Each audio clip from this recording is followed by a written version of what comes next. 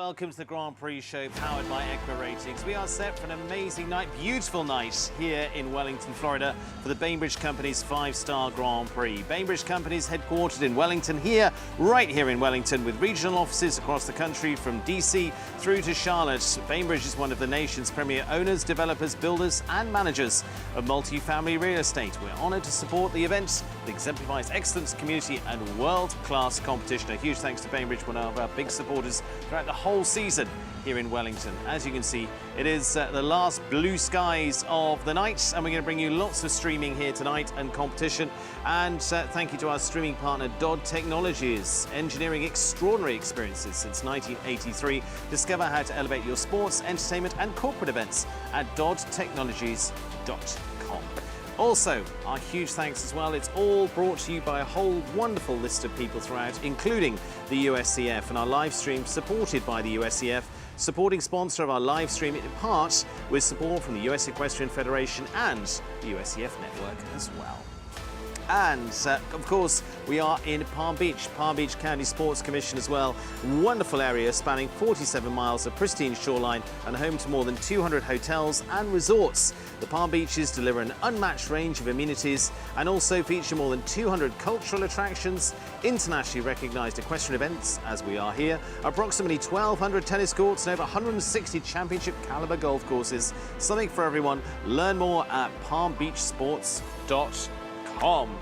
And we're out to learn more about tonight's Bainbridge Company's Grand Prix. An amazing lineup of guests I've got as well to talk through everything that we think might happen here tonight. And of course, all our stats coming from Equa Ratings as well to back up maybe what we think, maybe point us in a different direction. We will see. So let's get to meeting our guests here tonight. And I'm delighted to say alongside me is a fantastic lineup to weed their way through all of this class as well. Fantastic to see each. And I'd like to say alongside me is former winner of this class, Ashley Bond. Ashley, very good evening. Very good evening to you. Looking forward to getting to this class once again, getting to who might be our winner. Yeah, definitely. No, it's very exciting, and I always love to watch these classes when I'm not in them, so yeah. Looking forward to it. Sam Walker, Canadian international star. Sam, great to have you with us here tonight. It's always an exciting night for these 5 stars, and we've been trying to weed our way through who might be our winner. It's a tough one tonight. Yeah, it's a pretty stacked field. I think we have some good discussion coming up and maybe some different opinions on who might take the cake. Excellent. Well, I'm not putting you all under pressure, but the team a few weeks ago were nearly got the top 3 in order. Ali Wolf is going to be very busy here tonight, a self-Grand Prix winner. Ali, you're going to be also taking us through our interviews too. But Ali, you get very close up with the riders, get all that tension going on there, get to talk to the people behind the scenes. It's a real sort of different energy back there, isn't it? It definitely is. It's very exciting. You know, we are right behind where the warm-up is, where the trainers and coaches and riders are all conversing.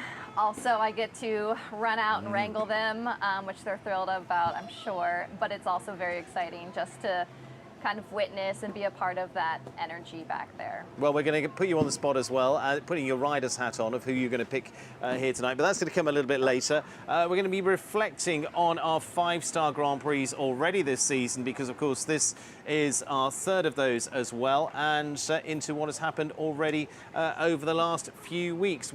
And it is back to our lineup of what we've seen already this week's too. And Ben Mayer, brilliant performances with him, with Anjou de Grecian, seeing him to the top of the Adequate WEF Challenge Cup earlier on this week as well. This from one of the night classes there with Anjou de Grecian from the Fidelity. And he finished into 2nd place there as well. He's going to be riding Dallas Vegas Batty tonight, his Olympic ride, which is going to be really interesting to see. So close in the Fidelity class. Can he get there to the top? Let's take a look at our winner from week 5 from the Fidelity Grand Prix, and that was Richie Vogel with a new horse for him in Gangster Mon Désir. On usual Richie form for 2 riders are well up there in the world's top 10 as well. So looking forward to seeing them do battle once again. They're making different horse choices here tonight as well. Richie with a little less experienced horse, although this one didn't have a huge amount of mileage on the clock either. Ashley, I mean, he just put a brilliant Richie performance in. Yeah, I mean, he's such a fierce competitor. He's always super fast, and this horse just suits him so well. I feel like it's kind of a combination of his good stallion. And then he's been riding a lot of hotter, smaller types, but it seems to have that big scope and just freaky careful. He's shrinking down United Touch a little bit into other forms. Yeah, so I mean, I love this horse. It looks so fun and game and brave. So, yeah. I know you like a small, fast horse. I do. Smaller, faster, the better. There we go. The name Nina Malavey in there as well. Remember, she was finishing top 3 there. Let's take a look back at the Modon Grand Prix as well. I say 2 5-star Grand Prix already behind us this season.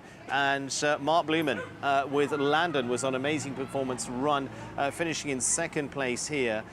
You've competed against him. I'm going back to Ashley for this because she's probably competed him against the most of all of us. Yeah. New combination, but wow. Yeah, no, it's pretty phenomenal. It's actually my pick for the night. I think the horse is just getting better and better under Markey. I actually think he was conservative in the jump off of that 5-star that he was 2nd in, and then as it started to go better, you could see him kind of open up and push the limit. So I think he'll probably start that way if and when he gets in the jump off. So he'll be really difficult to beat. That looks very restrained. Let's take a look at the winner there. That was McLean Ward and High Star Hero. Ali, he was in usual McLean form here. Yes, absolutely. And I think, you know, as I interviewed him, he seemed a little dismayed that his circuit started off a little bit, shall we say, slower than anticipated for McLean. I think he was really excited with this win, especially his owner, Mike Smith, was there as well. And I think this partnership is really blossoming, and especially as big of a horse as that, turning as tight with some fast horses behind him. He really kind of showed off McLean Ward style, a little bit resemblance of Azure. Yes. Big stride, a little bit slower across the ground. So how do you make up that time? Only McLean does. Well, he does, and he got it done. Sam, 2 exciting Grand Prix so far. It always brings out some amazing lineups here. We've always got the best horses here, including Welly. Hello, Welly. Welly is our mascot, by the way, if you're not so sure. When you're here on site, Welly will tell you exactly where you can go and what you can see, won't you, Welly? Yes, thank you very much. Yes, we're going to give you the form book as well. See you later, Welly. There's always one. Let's mention into this week's Challenge Cup as well, because the name Ben Mayer comes up again. He was the winner there. We're going to take a look at that in a moment. We're going to go in reverse of that. Mimi Gotchman finishing into 3rd place there. We had Mimi Gotchman in 3rd, Niall Nasser in 2nd. Ali, I'm coming back to you here. Mimi Gotchman and Iron Maiden, former rider Roberto Turan, they really have gelled brilliantly. Of course, she was winner of a World Cup a couple of weeks ago as well. I mean, this is a really exciting partnership. This horse was great under Roberto, but this really suits Mimi. You know, she's partnered so quickly with this horse and at such a high level, and obviously we're seeing this come to fruition, and this is just the beginning. So I think we'll see a lot of her coming soon. Okay, so she was finishing top 3 once again. Remember, she had a very good finish in the Grand Prix here earlier on this season. As I say, had that 5-star World Cup win as well behind her now. In 2nd place there was Niall Nasser and ESI Ali, former Grand Prix winners here. Great to see them back. They had a bit of a breakaway with this horse. Sam, it was lovely to see Niall back in the mix there, and he really gave it a good shot. Yep, you know, he's a former teammate from the Major League show jumping circuit, and I'm good friends with Niall, and it's just he really takes his time with the horses and does right by them.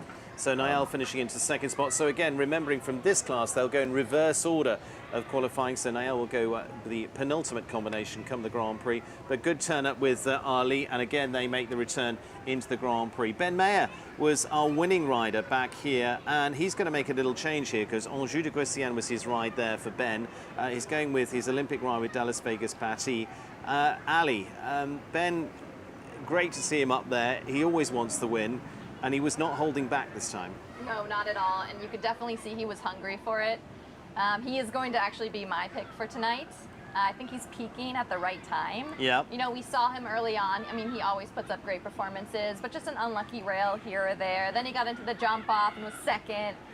So he's really hungry for this, and he knows the circuit so well. He knows when to peak his horses. You know, this is the last 5-star before the finale, and I think he's doing the correct job. And I'm gonna root for him tonight. Okay, so he's going to be back with Tilly tonight as well, Yep. which is going to be really interesting because again, he could run there with Anjou, take a shot at it, and go, okay, you can take a rest. In fact, I think Anjou may be heading to the Dutch Masters as well next week. Marilyn Little was our winner of the speed as well, so well done to her. That was on the Friday class, but she's been on amazing form. We're going to come back to her actually because she's going to come into what we do next, which is our the ones on form, as we put it, powered by Equi Ratings as well. So let's take a look at the riders on form. So a neat segue in here because, as I say, Marilyn Little was our winner here on Friday. Marilyn Little up there is a combination with La Contessa. She's going back to that horse here. Recent round, 5 of those. Recent clears 4, 80% clear rate for these two. I'll come back to that in a moment. Greer, Kent Farrington back in the field. Great to see them here. Took a break through week 7, back with us on week 9. Clears 9 of those, 69% clear as we know. Corby VV, brilliant clear round rate, 64% as well. Really solid there with Daniel Blumen. Hard to pick between these top few right the way down, including, of course, Dallas Vegas Batty. More rounds for that combination, 22 rounds for Tilly there, and clear rounds, 10 of those, 45%. And High Star Hero with McLean Ward building us that partnership, 40 in recent rounds, 16 clears, 43% strike rate there. Not a big surprise amongst our top 4. Ashley, Marilyn Little, La Contessa. I mean, she was part of that winning Nations Cup team. She was second in a Grand Prix earlier on this season. She's keeping that momentum going. Sometimes there's something really in that of not taking a break and going, while we're going, we're going. Yeah, I mean, maybe they literally never jump at home and they just show her, and then, you know, it's kind of the same thing. So it's working for her. The horse is phenomenal and has so much heart and just is really fun to watch. So it'll be interesting. I mean, she'll probably go clear tonight. So. She'll probably go clear. She'll be Yeah. hard to hold. Yeah. Sam, taking a look down there, some of those we mentioned in there. Dara Kenny, Daniel Blumen, Corby VV with Daniel Blumen has been so consistent, has been a clear round machine. Yeah, I mean, that's such a great horse, and they had a great result in Aachen too. Yeah. I think that, you know, again, Daniel really picks his class as well and listens to his horses, and I think that that's definitely a top contender tonight. My pick was second on that list, Kent Farrington and Greya. I mean, you can never count them out, and I think he's also hungry for another good season this year. And from Kent's point of view, he didn't do week 7. He's been bringing on a new string of horses as well. He was the fastest time in the jump off on week 5, but had a fence down. He was 2 seconds ahead of everybody else. So, in reality, if he keeps them both clear, it's surely job done, isn't it? Well, you never know. I mean, like we mentioned earlier, the whole field is so stacked up. I mean, anybody can win this class. Kent obviously has an advantage with Greya with her foot speed and just the sheer speed in which she's able to complete the jump off. And I think that if he's in there, it's hard to not have him as your favorite. Exactly. So Ken Farrington obviously in there, Darragh Kenny, Ben Mayer, McLean Ward. We're going to take a look at our riders on form. They're looking really good. So we've got those in that group. Marilyn Little, top of the riders on form there, so that looks fantastic. Kent Farrington, as we say, previous two Grand Prix wins here last season. A little look down there. Laura Kraus, I'm going to pull out of the group as well, Ali, and look at your face for that. I'm rooting for her so much. You know, she also had a rough start to circuit. She had a setback with a small injury. And you just can see her, you know, walking the courses out there in the colored breeches, not wearing the white ones, and just see the determination on her face to get back into the ring. And so, you know, maybe that's a positive thing, that she could also be peaking at the right moment, you know, not peaking too soon. You want your horses to kind of excel towards week 12, and she does have some fresh horses because of that injury. So you can never count Laura out regardless. She's such a fierce competitor. And it's just always really fun to cheer her on. Anyway. And it's been really interesting, a couple of the strategies of a few riders, again, with some of those big horses like Bisquette that won in Dublin. Ashley, I mean, you see a couple have gone north to Ocala as well, just taken them quietly there through a 4-star or something like that, and they go, right, okay, I'm 5-star ready again now. Yeah. No, I think especially with horses that have been there and done that, you know, they know the job, so you just want to kind of keep them fit and not overuse them. So, and they're fortunate to have a big enough string where they can pick and choose what they feel is right for the horse at the right moment. So yeah, I mean, Bisquetta I agree with Ali. She should be coming out tonight ready ready to rock and roll. It's getting wider and wider as we go. We got you down to picks early on, and now we're getting wider and wider on our funnel of who might be doing things tonight. Too many. But a great group of riders on form. And Ashley, because you've been through this, you hit this part of the season. You've got that. Is it best to describe it as a balancing act because you want to be peaking at this point, but you also know you've got the Rolex, which you've also won, in a couple of weeks' time. Yeah. How you do that? Yeah, I mean, you know, I have never had like a really big string, so I usually never start the season like until WEF 3 and then kind of just like do the 5 stars, and that's at least what I did with Donnie. And last year he actually didn't peak until I would say it was this week. Yes. And I had like a good result, and then I felt like we were on track for WEF 12, and he was 3rd, so it worked out. It worked out. Really It was well. all right. But yeah, no, I think it's just every horse is so different. Yeah. You know, like La Contessa's obviously doing really well, like continuing, but maybe if she was a bit older, you would have to, you know, pick and choose a little bit more and be a little more selective about how many times you bring them out during the season. So should we get a whole group of clears, and actually looking at the stats which Equal Ratings have, they're predicting 6 clears. So that's a good we'll see. number. So that sounds a good Yeah. number. That sounds good. For Alan, Let's that's take perfect, a look at how the riders might perform in the jump off as we take a look at jump off performances. Who come out on the stats the best here? As it's put those to really look at. Impossible to look past Kent Farrington and Greer. 73% clear round rate. Jump off wins 9 out of 11. That's insane. Sam, yeah. As Ashley just said, that's insane. Sorry, I couldn't help myself. That's what I said earlier. If he's in the jump off, he's the hard favorite. That's just how it is. Corby VV, Daniel Blumen, 57% clear rate. He's a strong one out there. Jump off wins 1. 5 podiums out of that group as well. Ashley? Yeah, I mean, obviously I'm a huge fan of Corby. Daniel's a teammate. You know, I think it's been a little bit of a process. She's young. Yeah. She's like just getting into her prime. The turning has always been an issue.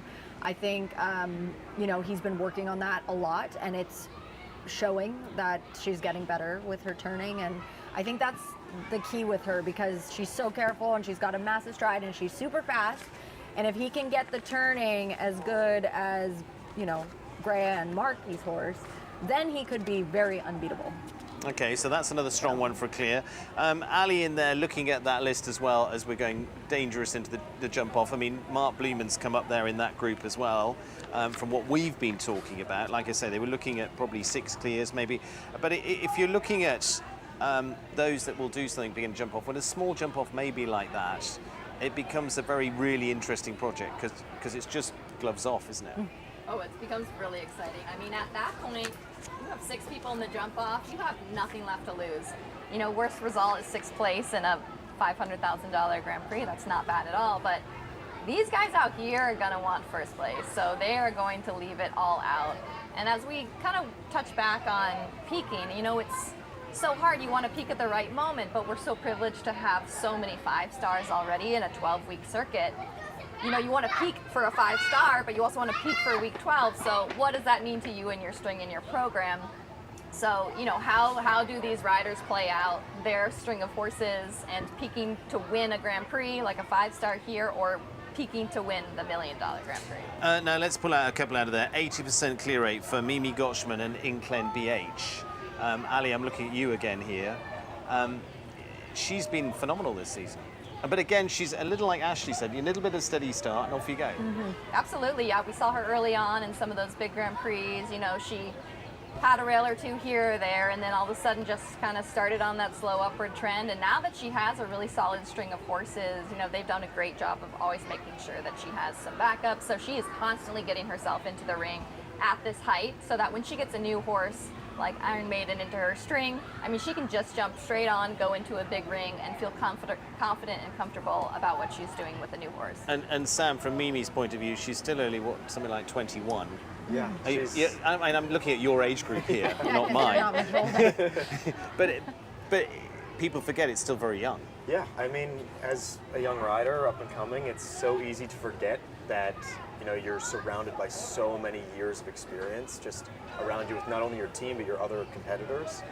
And it doesn't change the fact that you want to win. I mean, Yeah. any good competitor wants to win, but it's easy to, to get caught up in that, and sometimes it is good to remind yourself, like, hey, let's learn first how to win, and then once we know that, then let's hit the gas pedal and see what we can do. Ashley's smiling. Do you have a little bit of looking and going, Oh, I have a lot of experience okay, in that. okay, kid, I'll teach you how to do this. No, I was talking about as the kid that No, I you did. You had did. a lot of learning that I did Give us- in this ring. Give us some insight. Oof. I mean, I was like, how old are you now? 26? 23. 23. Okay, Yeah. I was 24. Yeah.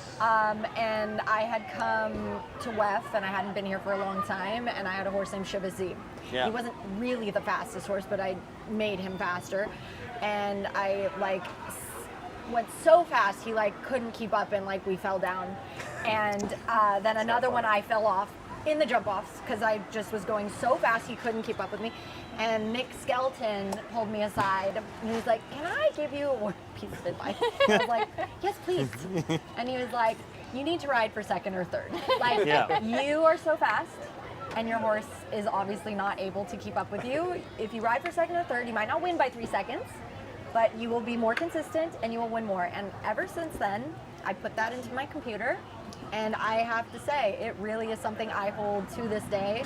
When you're that naturally fast, you got to think slow, and you got to be smart rather than just be a crazy person. But it's Sam. That's what's really interesting about being here. You get advice from someone that's a Right. twice Olympic gold medalist, or he was by then. Right. Eventually going, hey, do you want some help? He said his coach, when he was young, gave him that piece of advice, Yes. and he was going to share it with me. So I was very honored and grateful, and it helped. And it helped. It still helps. But Sam, you're still surrounded by helps. all the stars here as well. Yeah, I mean, surrounded by a lot of great people, and the community out here is normally great about sharing advice, and everybody wants to see the other person succeed. Especially if you're a young rider. I can say that it's still impossible to beat Ashley Bond. I mean, just Thanks. so difficult. Thank you. Firsthand can tell you that. But yeah, it's really cool, and I find that you can learn so much more by watching and really listening to what's going on around you if you really pay attention. Even just going to the schooling jumper rings and seeing some of the best riders in the world school their young horses and school their Grand Prix horses in a smaller class. You can learn and take in so much information at this facility because it's so great the way that everything is so close together. Well, and information we've taken over from last week as well. We had Nations Cup, and we had several horses in there that went very well in terms of clears, one of which was Eduardo de Menezes and London Time. Looking forward to seeing that. Erin Ballard is bringing her game ball in for the very first time tonight.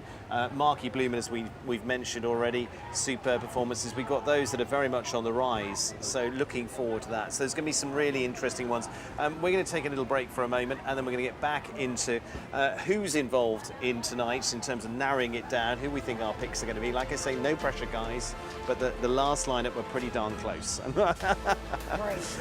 But But you love losing.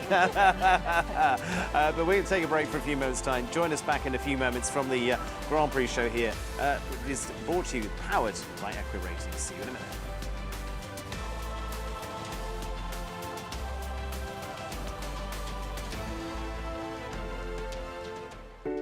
Bainbridge is a fully integrated multifamily real estate company that has developed and acquired 43,700 homes, representing $8.5 billion in transactions. With more than 500 associates nationwide, we oversee development, construction, acquisitions, dispositions, asset, and third-party management. Based in Wellington, Florida, Bainbridge continues to grow its national footprint. Learn more at bainbridgecompanies.com.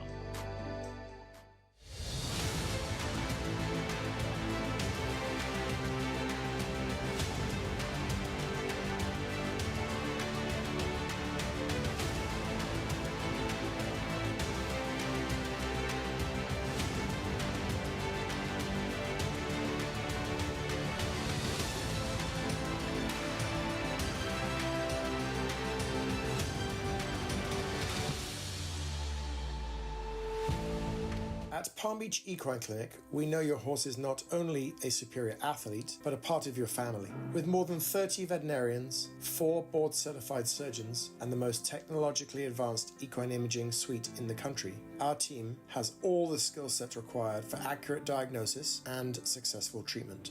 Palm Beach Equine Clinic is committed to providing exceptional service and care for both patients and owners. Visit equineclinic.com today to make us a part of your team. Welcome to Wellington International, the biggest horse show in the world. 3 months of competition through the Winter Equestrian Festival. Come and follow all the action. If you join us on site, that's great, but also on wellingtoninternational.com/live. Whether it's World Cup dressage, the Equitation Championships, top-class show jumping, culminating in that $1 million Rolex US Equestrian Open Grand Prix. Each week on Wednesday as well, join us for Lemieux WEF Weekly at wellingtoninternational.com/live. Welcome back and getting ready for tonight's Bainbridge Company's Grand Prix. A fantastic 5-star riders, all of those walking the course. Many of the spectators out there having a good look too, and all the connections, which is great for them to see up close and personal what has been laid out for the track here. And I can tell you it is an exciting track, and we're delighted to welcome back an exciting course designer as well, one of the very best in the business, and we caught up with him earlier on this week. He is heading in from Ireland, and we're delighted to say it's a very good evening and welcome back to Alan Wade. It's a very important week in the season in Wellington, so I've done it for a number of years, and it's looking forward to a really good class. It's a 5-star Grand Prix with $500,000 prize fund. It's going to be a 5-star track. A lot of it is up to the riders who they decide to ride. I'm not over aggressive with distances, but everything is a question, from the height, the distances, the time allowed, the fences, the types of fences, where you put them, where you don't put them. So there's a lot of thought goes into every course, never mind a 5-star Grand Prix. I have my own style, which is pretty straightforward. I keep everything in front of you. I do, as of even last night, I was looking for the 2-star Grand Prix. I have 15 different pencil drawings that I had done between on flights and at home, and I'd have certain lines that I'd have in my memory from other years that I liked and that asked questions that I liked, and I'd try and mix and match. But I don't change my design style too much. It'll be pretty similar to what I've asked. And the bigger the fences are, nearly the simpler the line I ask. I love it once it flows on the paper with me, the pencil. I like to go with something like that. I'm looking forward to LA 28. I'm focused on it now for the next 3 years. It was a great honour to be asked. It took me a while to consider it. I considered it for a longer time than most people would imagine I would, but I understand the gravity of it. It's representing our sport to a worldwide audience, and I take it very seriously. I am currently starting out just the design process with myself and my team.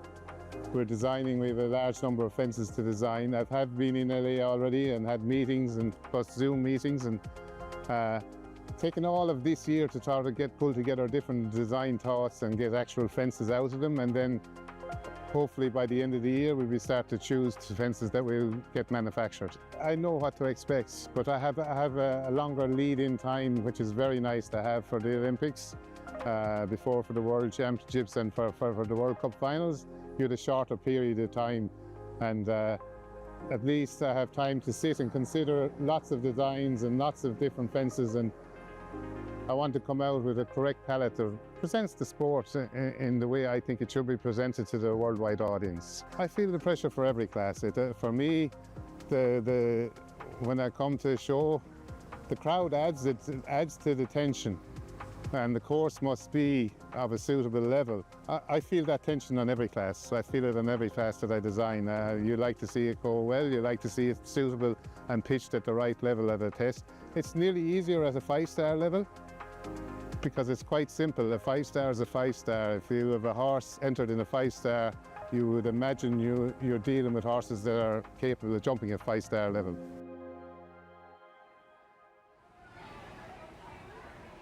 We're here to see if they can win it. I think the US Open is a great way to promote our sport. It's a phenomenal event. It's taking it to a whole new level. Such a great horse. It's going to be close. It's going to be very close. Awesome. He's fighting for the top spots. Everyone out here is.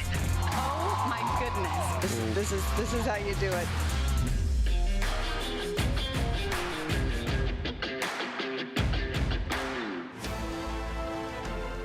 Well, that's a little insight from Alan Wade, and again talking about there how he'll be designing and getting prepared for LA 28 as well. Final preparations over in the arena as they ready for tonight's Bainbridge Company's Grand Prix as well. Lots of entertainment. Oh, look, there's Welly, our mascot, down there having fun as well.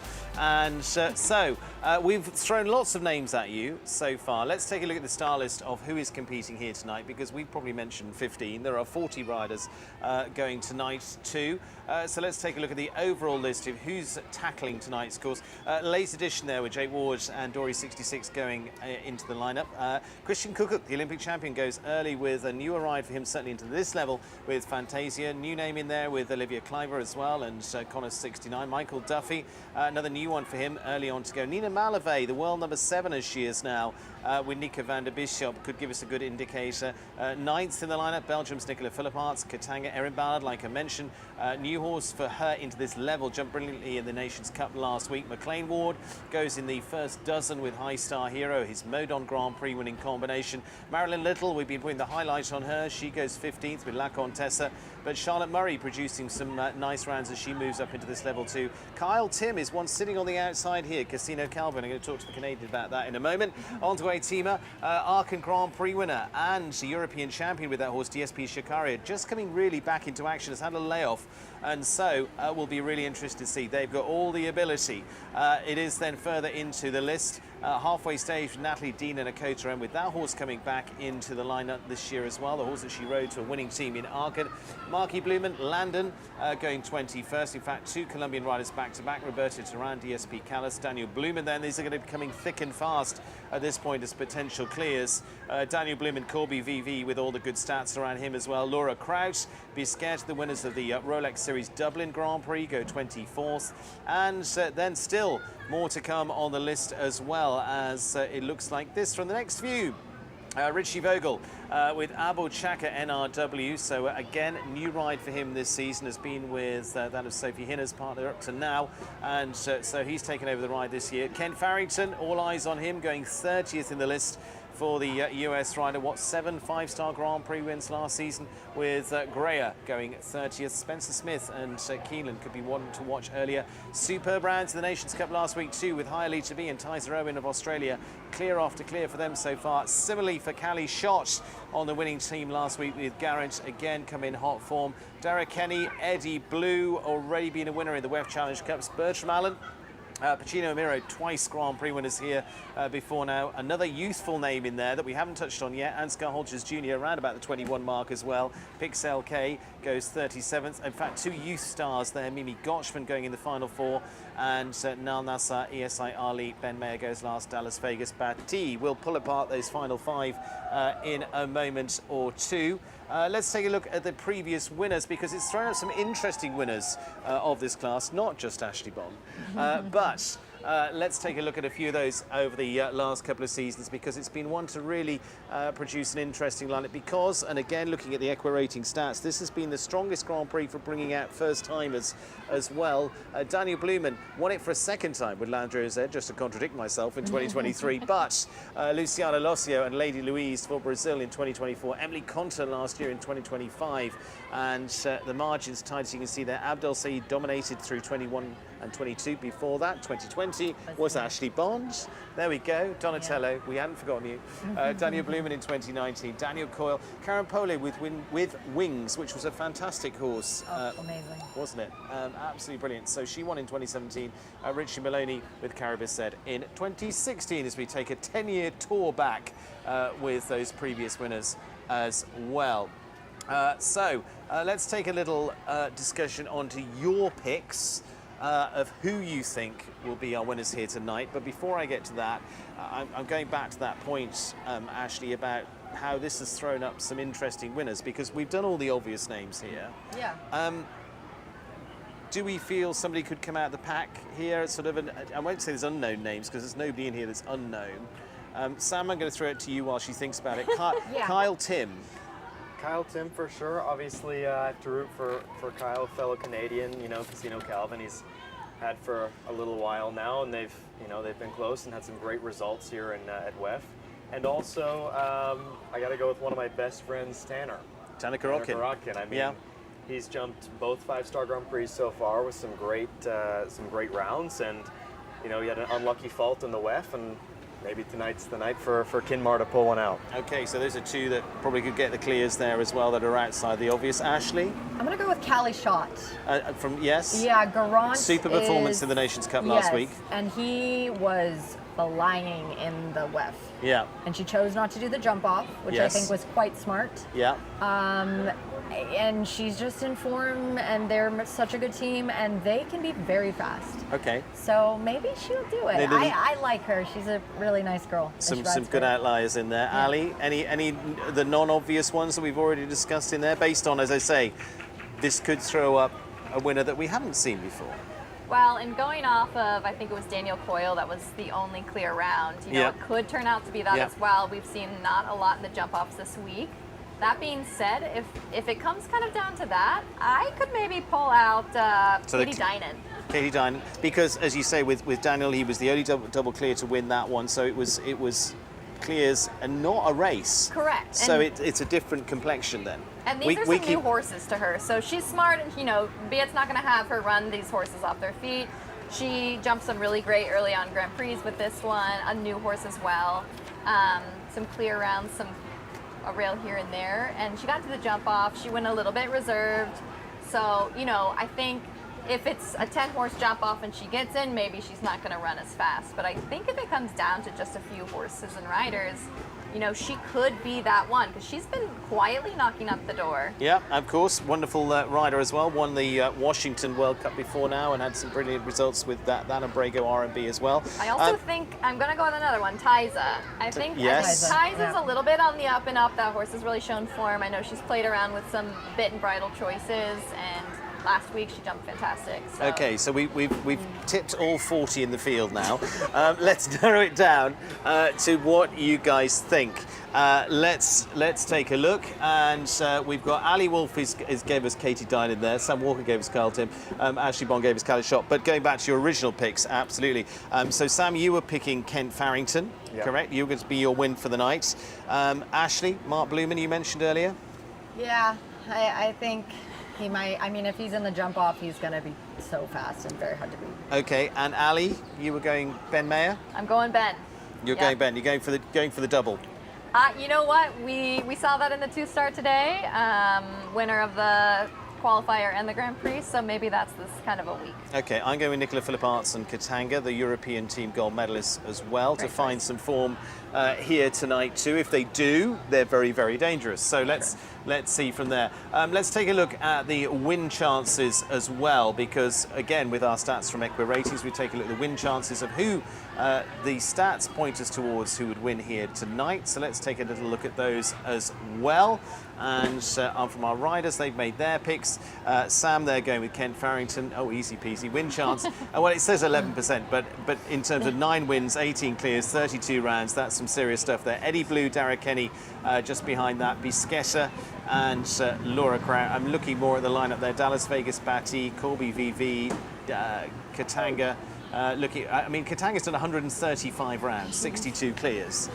So Sam, you're squeezing up your eyes at that one, because that's impressive. It's such a cool stat to look at. It's been such a great partnership for so long now, and he obviously knows the horse like the back of his hand, and has had some really great wins over the years. So it's definitely can't counter out. Okay, so all of those, we had Callie Schott popping up there as well. So I was like, hey. yeah, you see, that's why you're here as an expert. Yeah, exactly. We had Callie Schott popping in there.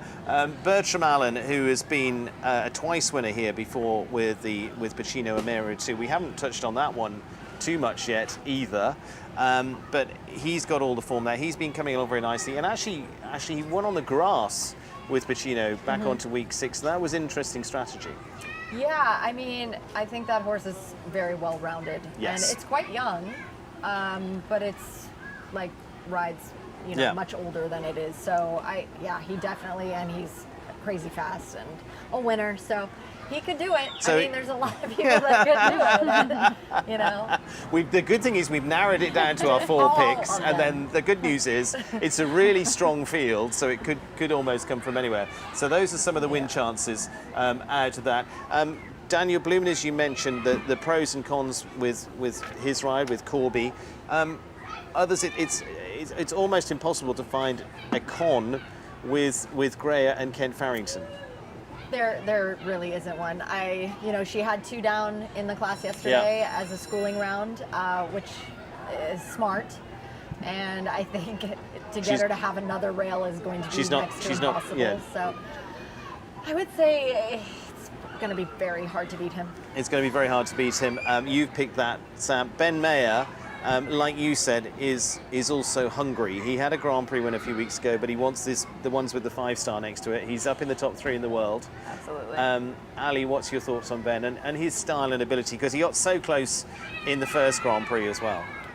Yes, and I think that is where the hunger kind of started. These types of competitors being second is great and amazing, but they want the blue ribbon. And I think that actually started kind of where the horses started shaping up for him, or where he started off on his roll uphill. And I think he's, like we touched on before, peaking at the right spot. He's really smart the way he uses his horses. He really does not overuse them. Again, 12 weeks of circuit, we have so much time. Again, you also want to win the 5-star Grand Prix, 5, 7, 9, 12. 12 being the up and up, but Smart management might win the day. Yes, and this is not his first time either, so I think he's playing the cards right. The 3-time Olympic gold medalist, yes, absolutely. Sam, into those final few, and as I said, we didn't touch on it much, but Ansgar Holchers Jr., Ansky's in there. He's, what, about 19, 20, 21 now? You know what? When we were saying the picks out of the woodwork, I really He won a Grand Prix here last year on a Sunday. I wanted to add Ansky in that list because, not only was he fantastic in the WEF, but the last 5-star Grand Prix, he had one down, I believe. Yeah. Super unfortunate pull. And the bond that he has with this horse is just great. Again, a partnership he's had for some time. They've already had a couple Grand Prix wins together. And I really think that, they're coming into form. And I know that Ansky, again, as a young rider, you're hungry. You want to jump clear. You want to try and have a chance to win. And, although it's a big class and maybe he doesn't have the experience of, say, Ben Merrick and Farrington, I think that's still one to watch. But would it be fair to say you young guys, to use one phrase, also don't know what it is to lose? So you also have that confidence and ability. Ali's nodding her head. That is true. That's for sure. Growing up, obviously, to do this level at such a young age, you have to have gone up the ladder as a junior. I think you do get your butt kicked quite a bit as a junior, but not nearly as much as when you, quote, hit the big leagues, I'll call it. I think a little bit of that fearless mentality can help in some ways and can hinder. Ashley's smiling at this. Testosterone. It's that also young, I can do anything and nothing can hurt me mentality. And then you get older and you go, falling off really hurts, and I'm going to play that safe, that long distance looks really far away, and then he's like, we can do it. Yeah. There you go. Yeah. But experience helps as well sometimes too. It does. My turns can be tighter. Yeah. I might not go for the Hail Mary anymore, but my turns will be tighter. You know what? Says the former winner of this Grand Prix and the Right. Rolex Grand Prix and twice Olympian as well. So, Hey, you know what? I have a great team around me at North Run, and when I try and go for the Hail Mary, They yell at you? Well, I wouldn't say yell. No. Missy's they say, like, don't Missy do that. says, listen, watch Ben, watch Kent, watch McLean. It never looks out of control. It always looks very in control, and so they're some of the fastest riders in the world. So it's very important. well, that Exactly. neatly brings us to Mimi, and you never want to have that line thrown at you. Do you think that was wise? But let's take a look at Mimi Gotchman. Mimi Gotchman also in that same age category as well, as we've said. She's been on amazing form. These are going to be our final few horses to go into the first round here with Iron Maiden. Ali, we covered this fairly well earlier on as well, but Ashley, she's again on the side of youth, but also she does play it strategically very well. I mean, she has a phenomenal mentor, trainer behind her. So, you know, Derek Kenny, I mean, that's again one of the smoothest, fastest riders in the world. So obviously he's gonna coach her to be smart out there and tidy the turns and I always say pick a rhythm and stick with that through the whole time and just make your turns really tight. I was mentored by Richard Spooner. Yes. So she's just a very good student, and she's picking up obviously what he's putting down very, very well, and that's extremely hard to do as a young rider. You got the Master of Faster to teach you how to. I still do. Sam. It goes back to, you know, it's also Derek came out of the North Run program with Missy Clark too. It's a very similar program where smooth is fast, and I think that's something to note. Let's have a quick look at Niall. We mentioned earlier on with ESI Ali as well. For him, he's going to go in the ladder few. Ben Mayer is going to go last. Ali, I'm coming to you. Again, this is a horse that won a Grand Prix here last year, has had a break through most of last season, after the season here, coming back into it. But after a really good run in the class back here on Thursday, they showed they have got it in the tank. Absolutely. I mean, Niall, you can never count him out. I mean, even from years ago starting. You know, he's now a family man. He's got a lot of horses as well. So, you know, he's trying to find that balancing act, and of course giving his horses a break, or, you know, unfortunately if they require one. But he's so good with the partnership, and he gives the time to the horses that they deserve.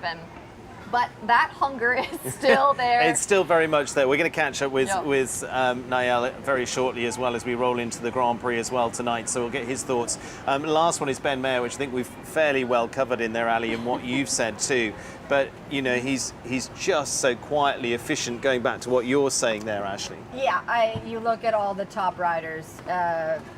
He is, you know, the master at making things look like he's not really going that fast, because he's just so smooth, and nothing looks rushed. No, and you have to say all of his horses are so well schooled. Like, they don't shake their heads, they go in such a nice way. So that's just a testament to him as a horseman. But you know, I think him, Scott Brash, Kent, McLean, like all of these people just are so good at being smooth and fast, and it makes you faster, to be honest. You can always have the Hail Mary to the last, you know, the run to the last. The odd Hail Mary is fine. The odd Hail Mary to the last, not anywhere else, you know? Well, this is a little look back with Dallas, as I say, that he's going to be riding tonight. The horse he rode to a gold at the Olympics in Paris as well. Ben was a former winner of this Grand Prix with a horse called Diva going back a few years as well, which was great for him. It was a horse that was actually with Liz Edgar bred originally, which was fantastic. But he really wants to get this. As you were saying, Ali, he's got wins, he's had nice wins, but he wants a big win.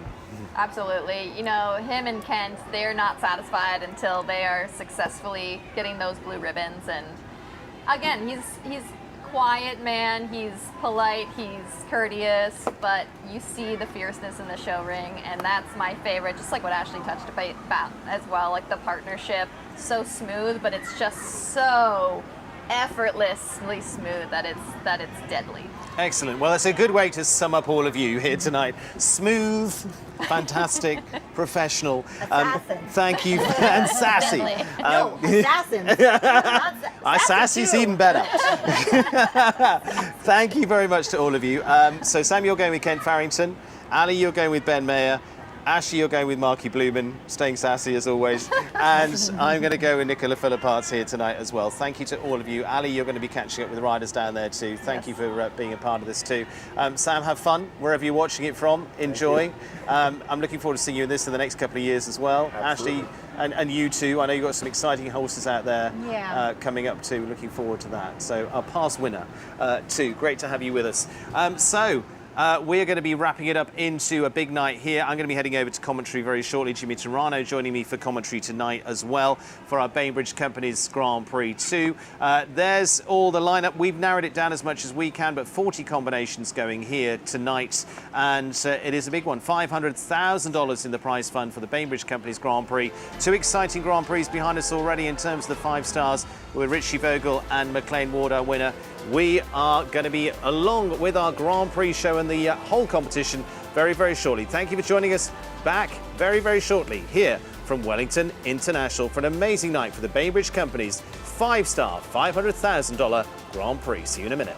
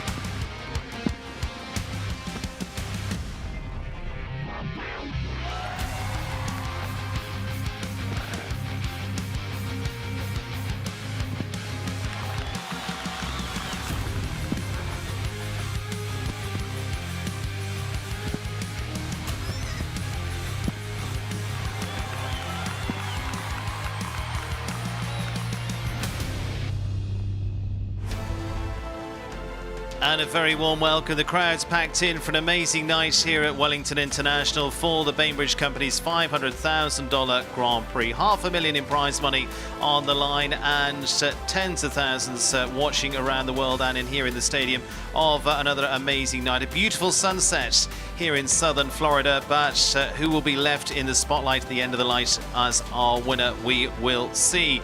It's building up to another classic, and our thanks to Bainbridge once again supporting us throughout the season here in Wellington too. Headquartered here in Wellington with regional offices in DC and in Charlotte, North Carolina. Bainbridge is one of the nation's premier owners, developers, builders and managers of multifamily real estate. Our thanks to them once again.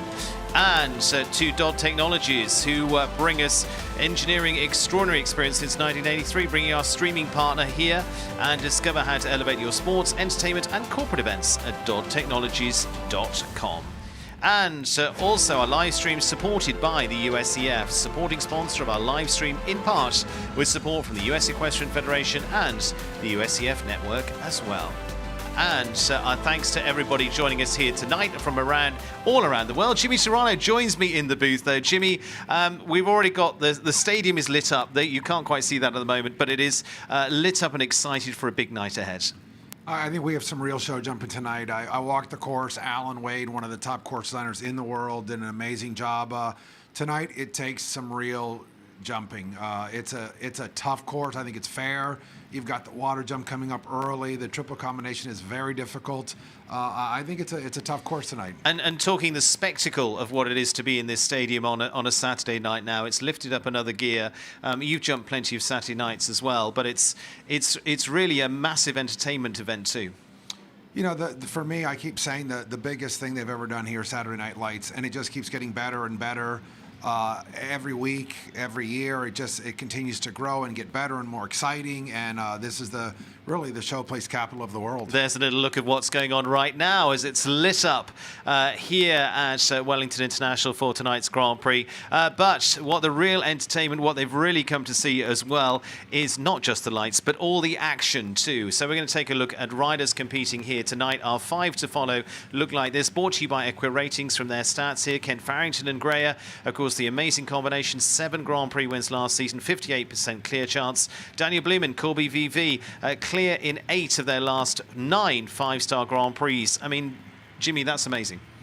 Yeah, and when you look at the stats and you look at the riders, they've made a plan for these horses. Greya, we have not seen her a lot. I think he's really pinpointed this class tonight. I think these riders have so many horses, and they've got a program for each individual horse to peak at the right time. Well, let's take a look at some of those horses, and Ken Farrington is first up with Greya, winner of 2 5-star Grand Prix here last season. An unbelievable season, matched by no one last year for these two as well. Could they do it again tonight? They were close back onto the Fidelity Grand Prix. They're the fastest time in the jump off and just had a fence down. But again, taking that aside, they are absolutely, whichever way we dress the stats up here, Jimmy, the pair to beat tonight.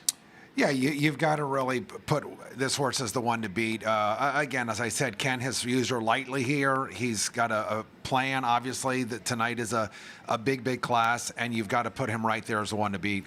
Ken Farrington and Greya, again, looking to continue that run from 2025. As you say, they've just gone into the 1 5-star Grand Prix this season. He's been bringing on a new string of horses as well, which is going to be really fascinating to see throughout 2026. But she seems, again, as always, going to peak at the right time. Yeah, we know Kent will have her in form.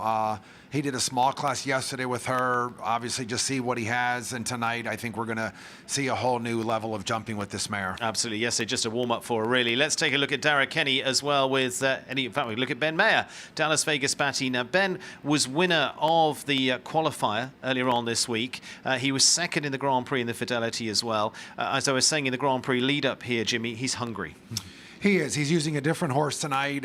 He almost won a 5-star a few weeks ago. When you talk about Ben, you'd say his #1 horse, but really with the string of horses he has, it's hard to see which is his #1 horse. I would say Dallas is probably his top horse right now.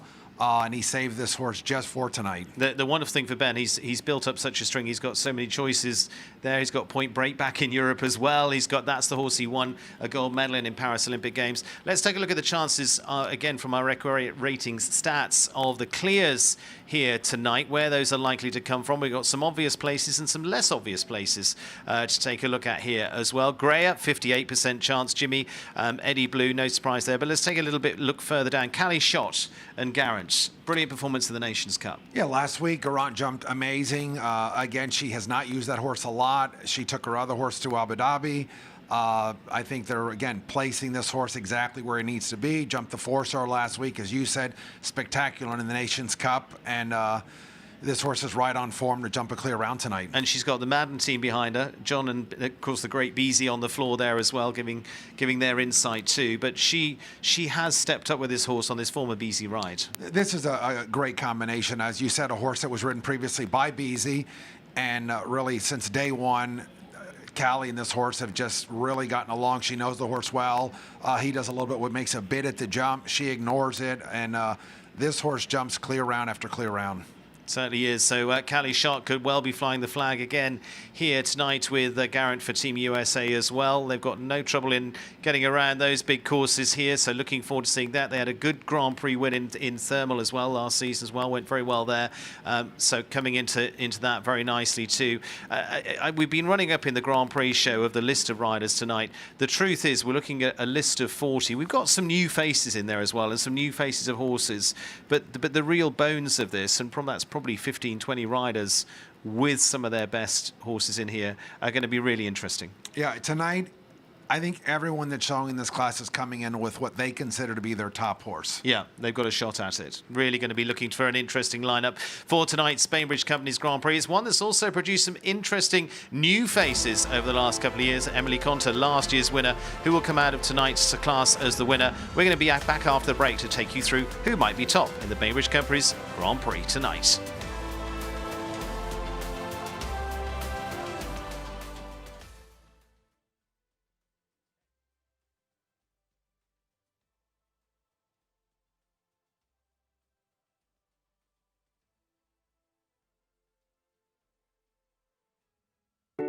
Bainbridge is a fully integrated multifamily real estate company that has developed and acquired 43,700 homes, representing $8.5 billion in transactions.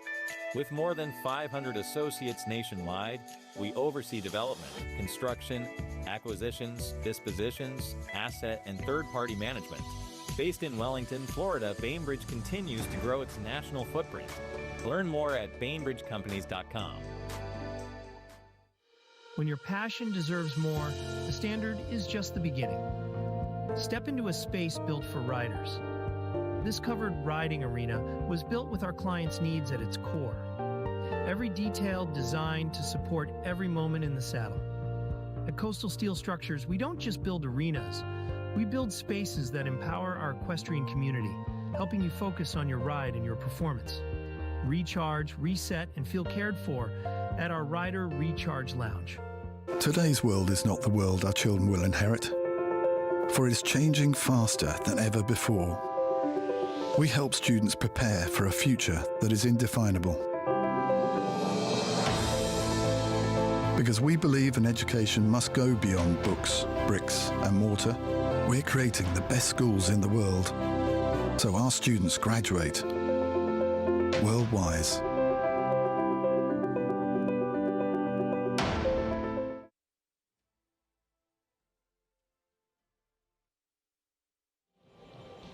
World number 10, McLean Ward on amazing form, rode the winning round for Team USA in the Nations Cup just last week, and previous to that, winning the 5-star Mono Grand Prix. The man on hot fire form is McLean Ward for the USA.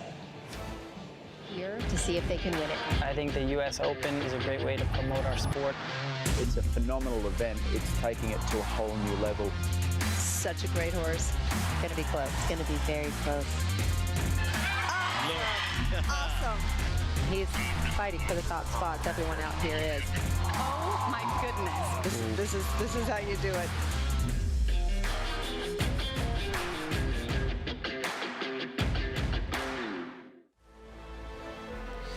Well, a wonderful night ahead. It is lights up any moment now as all of the entertainment in the lead up are a fantastic lineup of riders, and those in the stadium taking through the top 10 riders competing here tonight in this $500,000 Bainbridge Company's 5-star Grand Prix. 5-star every element of this. We have the Olympic champion, we have the European champion, we have another past European champion, and it is a list of stars from top to bottom as well. So let's hear from one of those as well. Ali Wolf is going to be down there in the warm-up as well, catching up with our riders throughout the night too, getting all the insights as well. So let's head down to Ali, who's with one of those big players here tonight.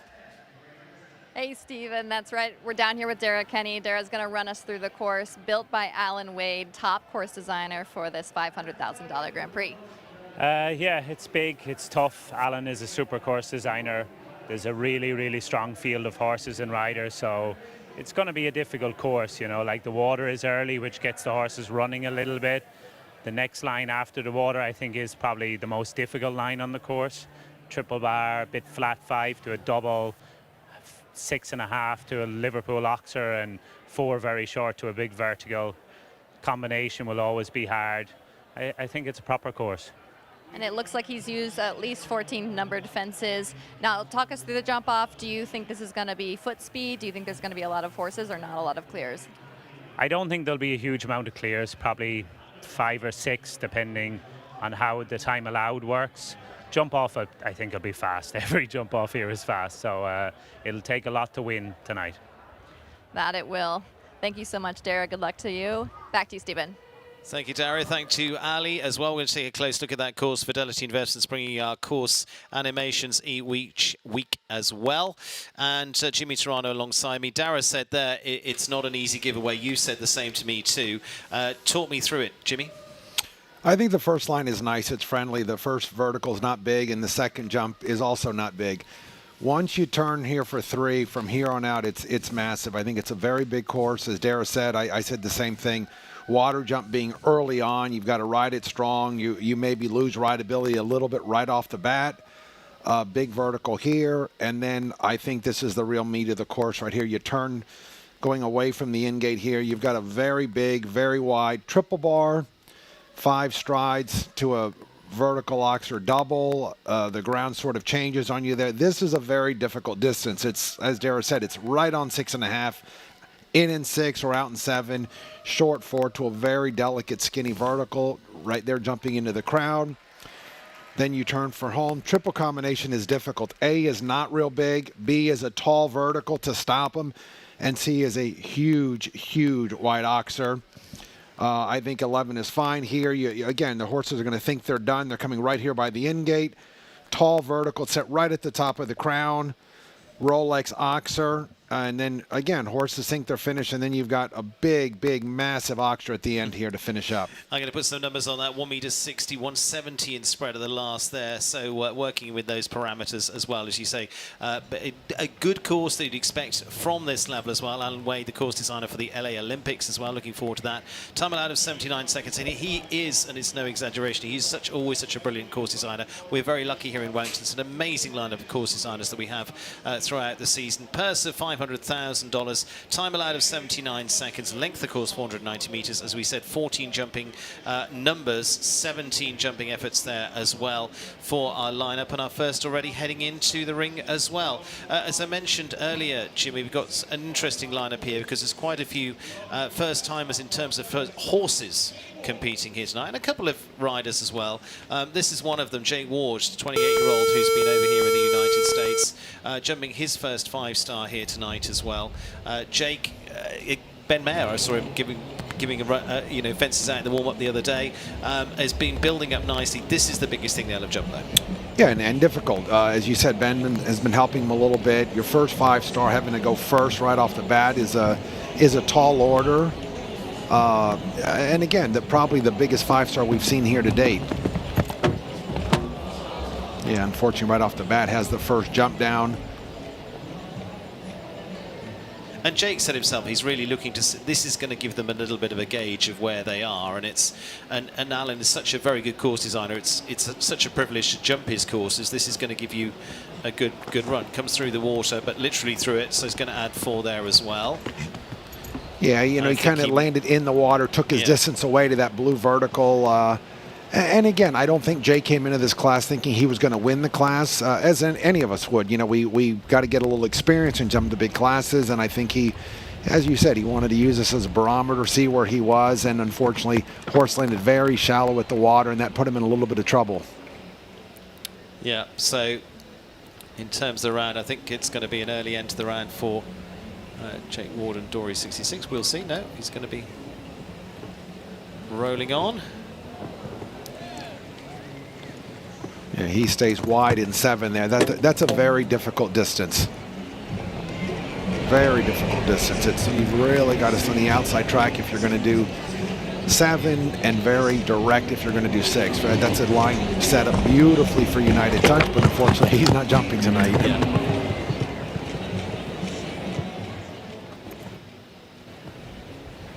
So Jake now getting into the groove through these final few fences. Jimmy, you've been through this. Like I said, he's getting a good barometer of where he is, and actually finishing. Let's get through the final line here, but actually finishing stronger there. You're going to take some good elements out of that.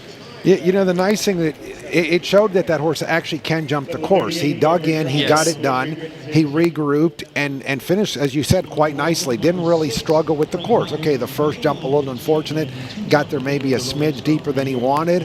And again, the horse maybe not having quite the experience that some of them have, got to the water, landed very shallow, and that put him in a little trouble here to this vertical, and you see the refusal.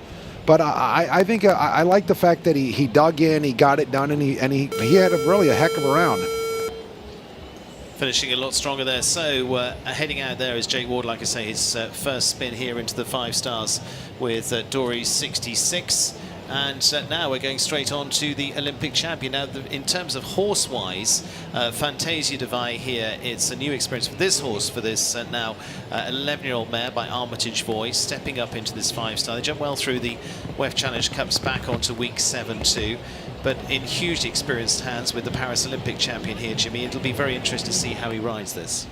For sure, you know, obviously not the most popular horse that you know, it's not his top horse, Checker or one of those horses, but he did win a big class in Ocala already just a couple weeks ago in the season, and he couldn't possibly be in better hands. And for him, it's building a new string up now, isn't it? So this is going to be part of that. Yeah, I think he's saving Checker. He still's got a lot of things coming up. He's got Aachen, he's got the World Games, and he didn't bring him for the early part of the winter circuit, but you know, as anybody, you've got to start to develop a string of horses. They got a little bit short. He had the front rail of that.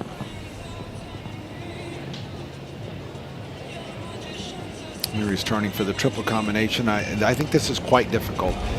A's not very big, but then you've got this vertical here to back him up, and then very big wide oxer at sea.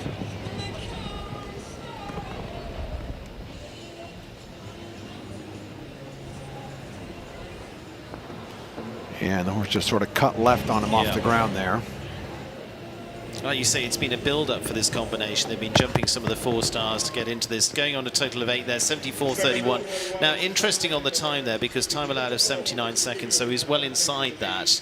But again, maybe some spots he could have taken, if in hindsight, you could take a little breather on there, Jimmy. But interesting round for them. Yeah, this is a very quick horse. He's a quick rider, but again, going early, he didn't know. You saw that double where he had the B element. The horse almost just landed on top of B, and it was really hard for him to get out of the way. But a horse with a lot of blood, maybe a little spicy with the crowd, and so much excitement tonight, was a little keyed up. But, you know, now he, again, gets to know that horse, and actually the horse handled the course quite easily. Yeah, a little word there between the 2. Christian heading out. He's also got Just Be Gentle potentially here this season. Checker now staying with the Beerbam stable, so he's building up the new string. It is now on to another who is so brilliant at building up the string. There we see Christian Kukuk heading on out, and Michael Duffy now of Ireland, the G Sport horses, Mr. Quirly Z. Also this horse's first 5-star Grand Prix, but in very capable hands of this European Championship medalist. Michael, who works with Helena Stormans on brilliant production of horses out in Germany and based out here in the US for this season as well. He spent many years working with a whole host of top riders, including the Irish with Shane Breen too. Now the plank. Now, Jimmy, how do you ride this line? Because you say the water coming up very early on. Yeah, you've got a very, very delicate, what we call careful plank. So you've got to really take care of that. And then I think it's 7 strides for everybody to the water.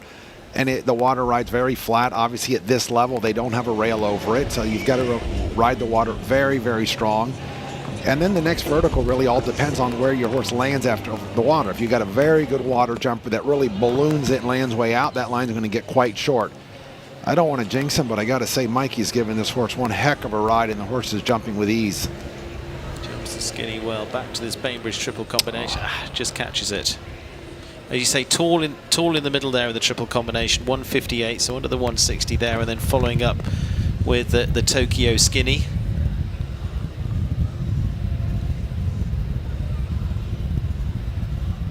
Yeah, I have to say I'm not as familiar with this horse, but this horse, you know, even having the one jump down, this horse jumped a spectacular round and obviously a very promising horse for his future. 4 jumping, 1 for time, 79.36. Total of 5 there for Michael Duffy and Mr. Quirley Z for them for the 10-year-old gelding by Masito van der Hellehoff. But, I mean, Michael here, as you say, just giving it a tremendous ride. Just really not much there coming in either, but you're just trying to get enough momentum coming into that triple. Yeah, A is not big, but it's very, very wide. And I think that's the whole plan, really send you into the triple because you've got that tall vertical at B. But I think Mikey gave the horse a super ride, and I'd be very, very excited about this horse. Well, very excited about what's coming up next as well. Nina Malave, it looks like we're moving on to here. And Nina, now the world number 7. It'll change the order as we go to Nina Malave and the Rain family's Nika van der Biesiop for this mare by Emerald. Now, Nina has been climbing, whizzing up the world rankings in the last 12 months plus, and also working with Helena Stommers as our trainer. And this is a brilliant combination together. She won the Brussels Grand Prix on the Rolex Series last year. But, Jimmy, I mean, you've watched her enough this year. I mean, she's such an accurate rider, isn't she? Spectacular. I mean, spectacular. It doesn't matter what horse she's riding. She wins on all of them. Great program, as you said, working with Helena. This mare's got a tremendous amount of experience, a tremendous amount of ability. And, again, there's not a horse she can't ride. You know, a little cold, a little hot. She wins on everything. Now, this line here, you've got this neon skinny looking at you, and she's just executed well. Now, how does she do this? Yeah, here you got to really have your horse together. Ooh. Yeah, I think that's the trick all night. We haven't really seen it come down, but I think that's the bogey jump. When I walked it, I thought that was going to be very difficult to jump the B element. You just got to find an absolutely perfect rhythm down there. Absolutely. Again, A is not big, but it's quite wide. So you got to get across A, and then that really sends you into B. That was a spectacular round. I don't think there was a whole lot she would have done differently if she went again. The horse jumped a spectacular round. Again, hasn't used her a lot here in the big classes, and, you know, has a lot ahead of her in the future. Just on the 4 for Nina Malave. And looking at here beyond the water as well, she was right on the money, wasn't she? For me, the entire ride was spot on. Again, as I said, I don't think she would change. If you came out of the ring, I don't think she'd say, oh, I would have ridden the triple any differently. So Nina Malave on the 4. It is Michael Duffy on 5. Christian Kukuk actually on the 8 there. So Eduardo de Menezes to go now. After a very good performance in the Nations Cup last week as well. Steps up with H5 London time. Jumped double clear last week too. So this gives the great opportunity for this 10-year-old Dutch-bred stallion by Hammer Time. Eduardo, loads of experience as an Olympian in 2016.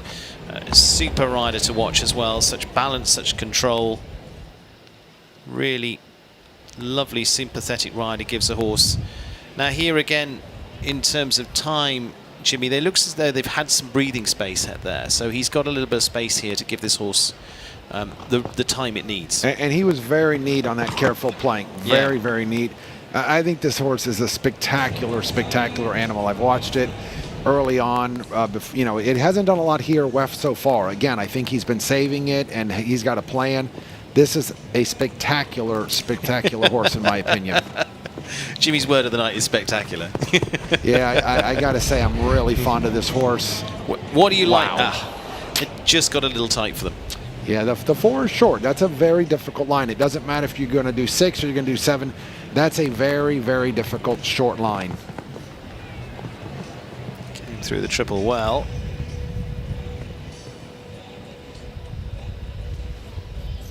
Just on the 4 for Eduardo so far.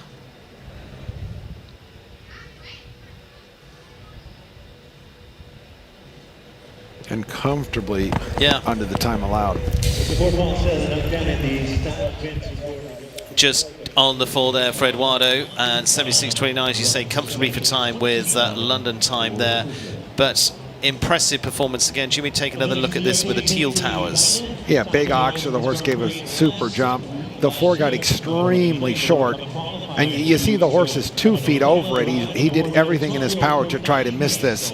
And just a little late with that left front. You see it there, and the body was high. The hind end was high. We've seen now 3 horses jump spectacular rounds. We saw, Mikey jump a great round. We saw Nina jump a good round, and now Eduardo. I mean, I think the course is jumpable. We've only seen 3 people with having 1 down, but they're going to jump this course clear. Now, Katie Dinan, who's very likely to produce clears as well. She's been on our list. She was discussed in our pre-show as well. Katie with Kodani PS here now for the United States, the Grant Road partners of New York. The mare by Belus de Reventon has jumped well through 4-star as well, coming into their first 5-star Grand Prix. She's giving a little bit more space here to get back to this plank. Works with the fantastic rider Beat Manley as trainer too. And unfortunately he's going to take a full-on splash, I'm afraid. That's a swim for Katie. I think she's actually sitting up. She's absolutely fine, but unfortunately damp and blue, I'm afraid. Yeah, that's tough. That's a long walk home. We've all been there. Again, as you said, this horse has jumped some 4-stars. Tonight was the first 5-star. Yeah. Doesn't have quite the experience with this horse as she does with her others. And the horse was sucking back all the way to the jump, even 2-3 strides away. Katie knew she was trying to dig in. The only positive I can say for that, at least she landed totally in the water, so maybe a little bit of a soft landing, but that's a tough pill to swallow. We'll see Katie back for sure. She's tough, she's resilient, and we'll see her back again. Well, Katie, unfortunately, parting company there at the splash. Just showing, and I'm going to use Jimmy's words here, what a spectacular night of jumping I think we've got ahead in all elements. So, Lacey Gilbertson now of the USA for Seabrook of Illinois. First Grand Prix, I'm going to sound like a broken record here. First Grand Prix for this horse as well with Bellamy. She's had good experience. She's been top 3 in the likes of the American Gold Cup before now. She trains with Shane Sweetnam as well. It's been a long time working with the Sweet Oak team as well. This mare by Bameko Demus. But again, when I'm talking about horses coming in here for their first 5 stars, Jimmy, it's been a long road to this point. It's been a lot of 4 stars, a lot of build-up, and this part of the season where you're going, okay, we probably finished well in California in those shows too. You've put that experience behind you, maybe take a little breather. Then you've had some good rounds here to step up and go, okay, now we're ready. Yeah, and it's difficult. Sometimes the difference between a 4-star and a 5-star is just a little bit, and you think my horse jumped really well in the 4-star, I'm ready to move up. Tonight, I think, is a tough night to move up. It's big. Alan Wade is the course designer. He's as good as it gets, but he's thrown every test at you tonight. You've got to be smart over a Wade track. Great ride to the water jump. See, again, just pushes them on a little bit. Yeah, I thought maybe she could have protected that vertical a little bit more than she did. The horse was jumping so well and came across the water so well that I think she thought she was okay.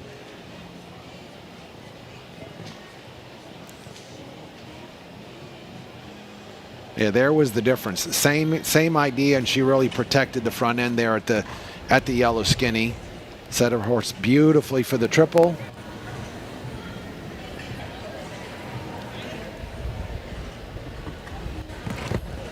Again, another horse jumping a super round. We've seen several horses have 1 down, 1 down, 1 down, but they're jumping the course quite well. Other than the first one we saw, obviously lacking some experience, they're actually jumping the course. They're not really struggling with it, so we are going to see some clears. 77.61 just on the 4 there for Lacey Gilbertson and Bellamy. Predictions coming out the stats of 6 clears tonight. We'll see whether that is the case. Lacey Gilbertson finishing on just the 1 down, jumps the water here, but then has the fence after it.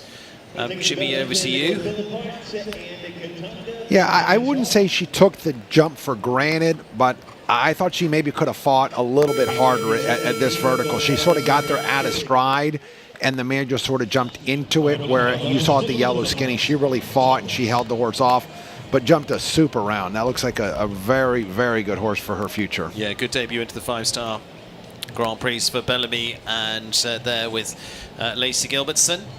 And watching from the kiss and cry, as they are many times always. Wonderful supporters down there, and they're going to be watching one of the best. This is the European Championship gold medal winning pair in Nicola Philipparts and Katanga.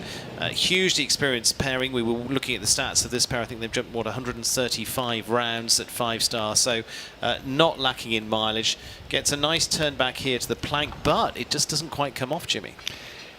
Yeah, I think he was trying to be neat. He added a stride from 1 to 2, and I think in his mind he thought, I'm already slow 1 to 2. I've got to make it up, and he was very tight on the plank and really didn't get there with much impulsion, and she didn't come off the ground solid, and then again has that vertical down. So right off the bat early on, he's sitting on 8 already.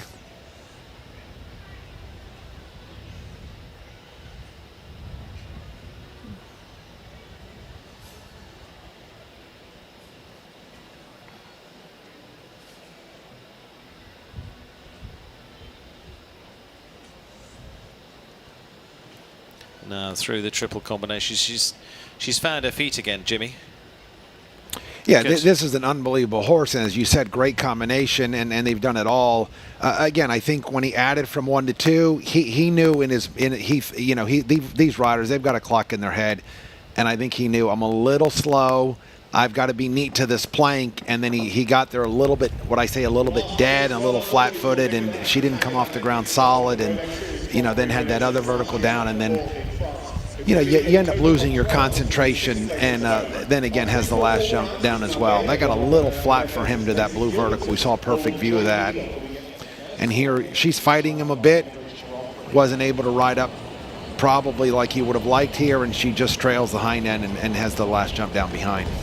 Total 12 there for Nicola Philipparts and Katanga this time around. Now with a rider with loads of experience, she's Olympian for Canada, Erin Ballard. Mary Frances looks at her game ball. Now they're jumping in their first 160 5-star Grand Prix here as well. Jumped to the Nations Cup last week, which again I'm talking about the steps that you're going through. Jumped some super rounds there, jumped some clear round there for Canada to finish on the podium as well for Erin. And so again you feel perfect time. And this horse now, what, 14 years of age, she started her off a season or so ago, winning 2 stars, no problem at all. So age-wise, she's absolutely the perfect time. Let's go. Yeah, perfect age. This will definitely be the biggest test she's had. She hasn't jumped quite this big. She jumped the meter 50 yesterday quite well. I think she was top 5 in that class. And this is a big task for her. But again, Erin, she really got off to the right side there, and I think almost was about to hit the standard, and I think Erin thought we was going to hit the standard and maybe didn't ride her quite as hard as she could have there.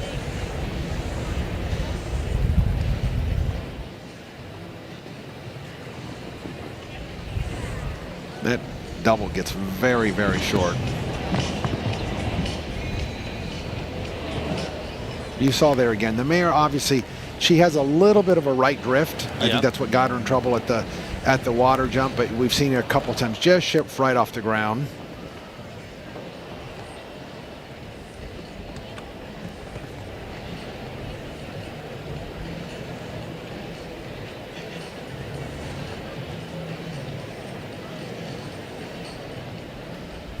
On the 12 for Erin Ballard and her game ball.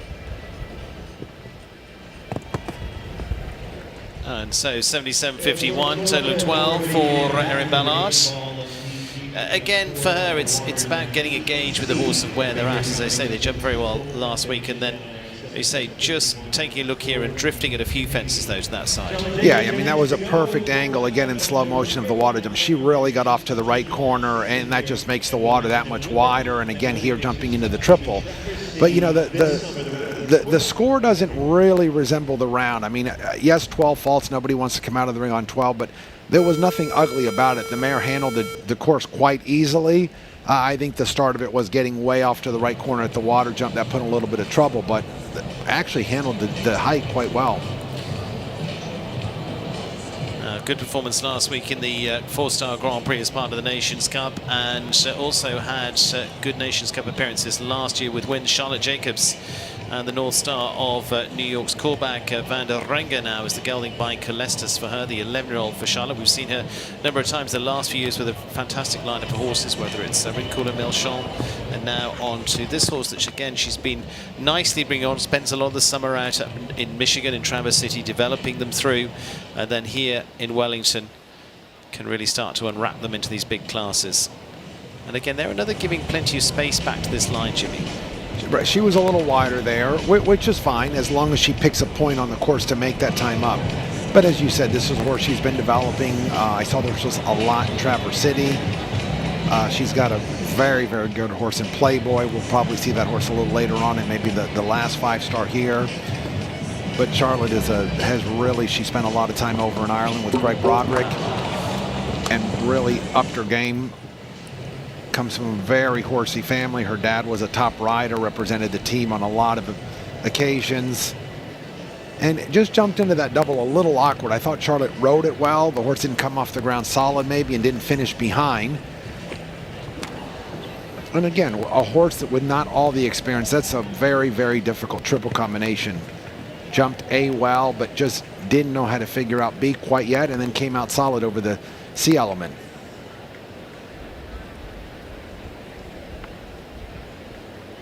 Time-wise going to give themselves some breathing space to the last, and they're going to be just a touch over the time, but not going to be too worried about that. 8 jumping 1 time for Charlotte Jacobs and Korbach.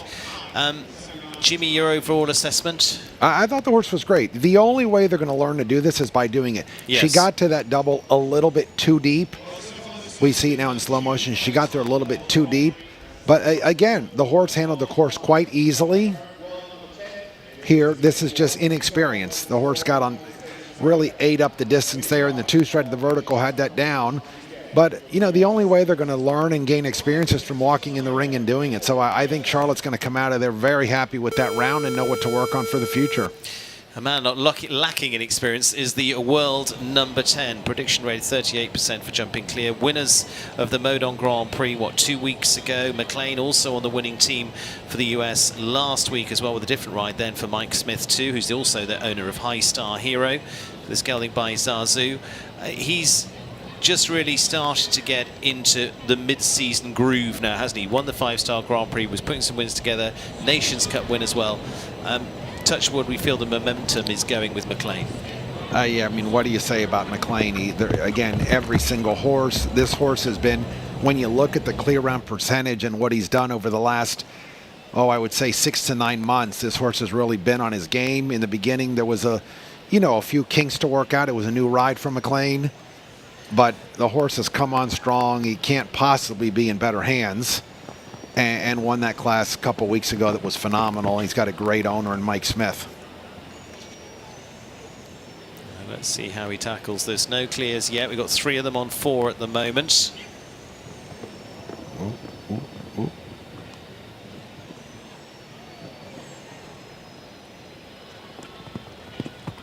That was a beautiful angle. Well, we don't want to jinx him, but so the angle we got with the camera was just beautiful. The way you see the way he stayed out in the 7, and it worked out just, I gotta say it. McLean maybe started to ride the C element before he jumped B. The horse jumped A very, very well and very high. Maybe we get a replay of that. That was a shame. I thought he was kind of home free. Also coming home on the 4, another very good round from McLean Ward and High Star Hero, but just on the 4, 76.10. So just the one down for him. We should also mention Lee McKeever, who's been so key in his team, being inducted into the Hall of Fame the other day as well. So that's great for them. But let's look back at this, Jimmy. Yeah, this is perfect. Here we see, and you'd see right there, you see McLean just close his leg. I think he was thinking, he knew the C element was a big white oxer, and he thought the horse would stay off the B better than he did. That was a shame. I think he maybe overrode the B element. Just finishing on the 4 then for joining that group. 4 of those on 4 so far. Nina Malavey, McLean Ward, Eduardo de Menezes, Lacey Gilbertson still without our clear. As we mentioned, stats are pointing to maybe 6 clears tonight. We'll see whether that stacks up. Charlotte Murray now. And after finishing well in the World Cup in Ocala just a few weeks ago, again, big step up for her here tonight for the 23-year-old. Charlotte with Magnum Z, gelding by Messenger. But again, she's been putting herself into these big classes and has been doing it credibly as well. Absolutely. I believe she jumped 4 faults in the qualifier WEF just a couple days ago. This is a horse with all the ability. Big scopy jumper. She's been working with Spencer Smith and coming along quite well, I have to say. As you said, this is her first big step in the sport. This is a big class. Whoa, whoa, whoa, whoa. Pace just catch them? Yeah, I think she came in there really strong, and the horse was a little flat. But again, she doesn't have all the experience that some of these top riders have, but she's riding with a lot of confidence, placing the horse very well. I thought she came into that triple exactly right. That was done probably as well as anybody we've seen the whole night. She gave her horse time to jump the B element.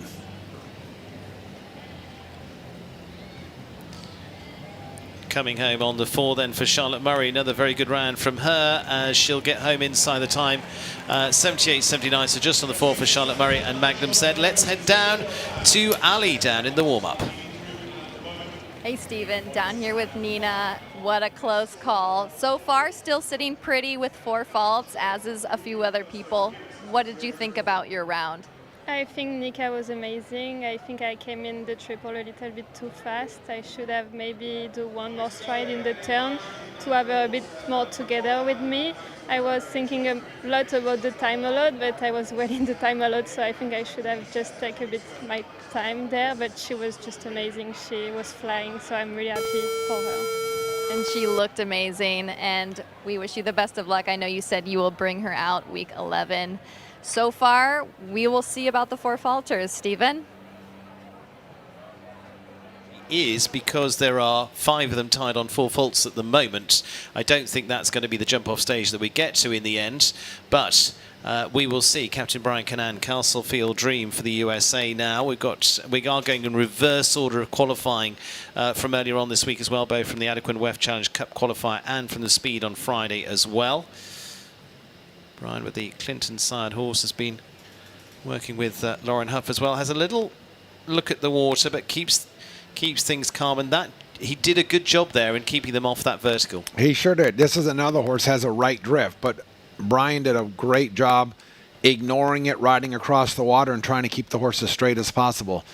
That's difficult when the horse, again, there you saw the horse shift right. He was trying to hold it straight, and he got what I say, he got a little upside down as he left the ground. Horse looks a little nervous tonight, a little excited.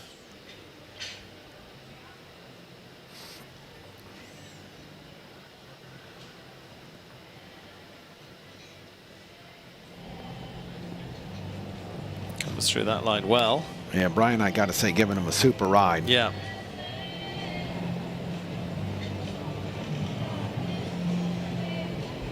I thought there he did a really good job. You saw him really think left at that big Rolex Oxer.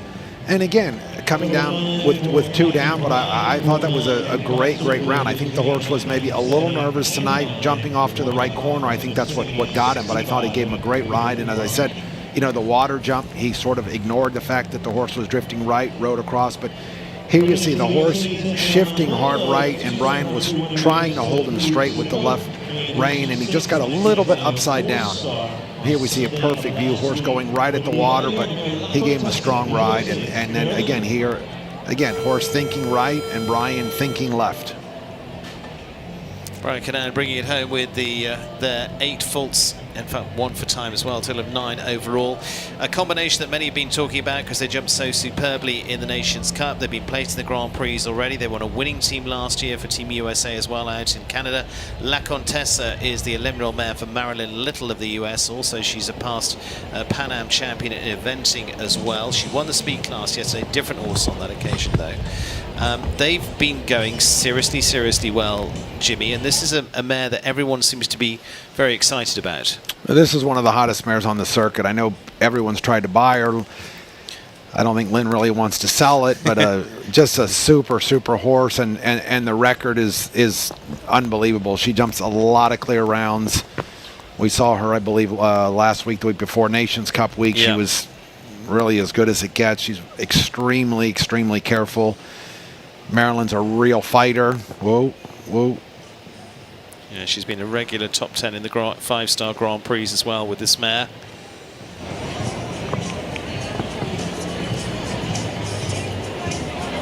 That got really short for Marilyn. She fought hard and made it work.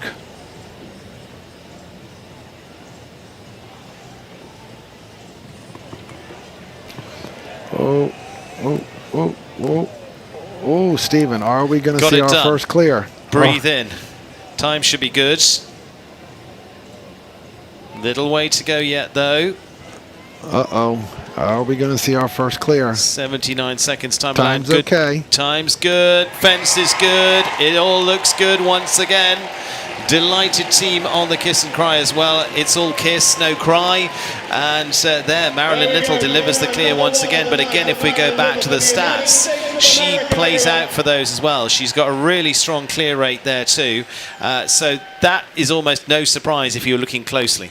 For sure, that was not unexpected. The mare hasn't jumped a lot of 5-stars. But again, as I said, a lot of times it's just a small difference between a 4 and a 5-star, and they've been bringing this mare along just right. I really think they've done a great job with her. She is extremely careful. Marilyn is a fighter, a digger. She has grit, and gave her a super ride. So Marilyn Little gives us the first clear of this Bainbridge Company's Grand Prix tonight. Looking around is US rider Jonathan McRae, the Windsor Show Stables of Connecticut's Chacatolino PS. Pair finished well in the Nations Cup Grand Prix last week as well.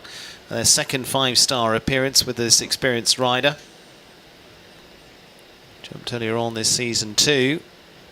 And again, you've got to follow the noise and excitement of the clear coming up. I think, does that give you a little bit of inspiration as well, Jimmy, or do you try and blot all of that out? You know, I think once you walk in the ring, you sort of block that out. You don't hear a lot. You hear the announcer sort of introduce you, and then I really think you kind of go silent in your mind. You go to work. Jonathan, a very strong rider. Again, this horse has not jumped a lot of classes at this level, but he's a very strong rider. He's going to hold his hand everywhere he needs to. This horse came from Kent Farrington and Charlize Cassis. Oh.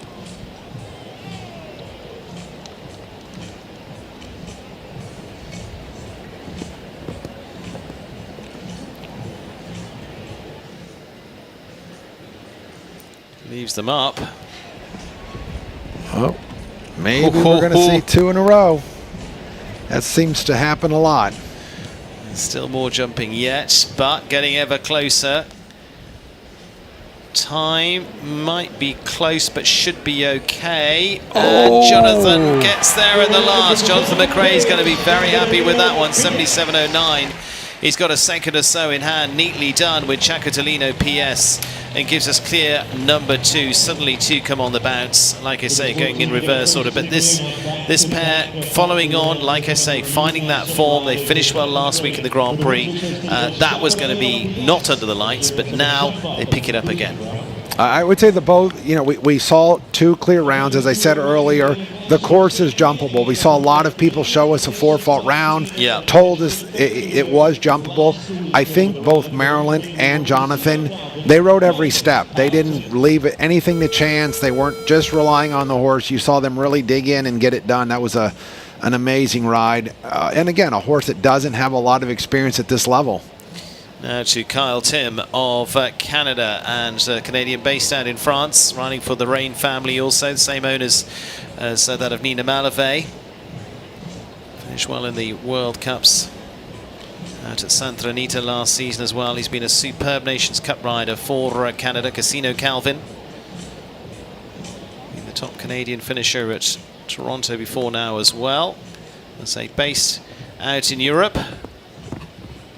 Has headed over, he spoke to us a few weeks ago, he's going back and forth with some weeks, but this has been a really consistent performer for him. Yeah, this is a super horse with a lot of jump, big scope. Oh, giving a look at the water jump. Got across. Nice.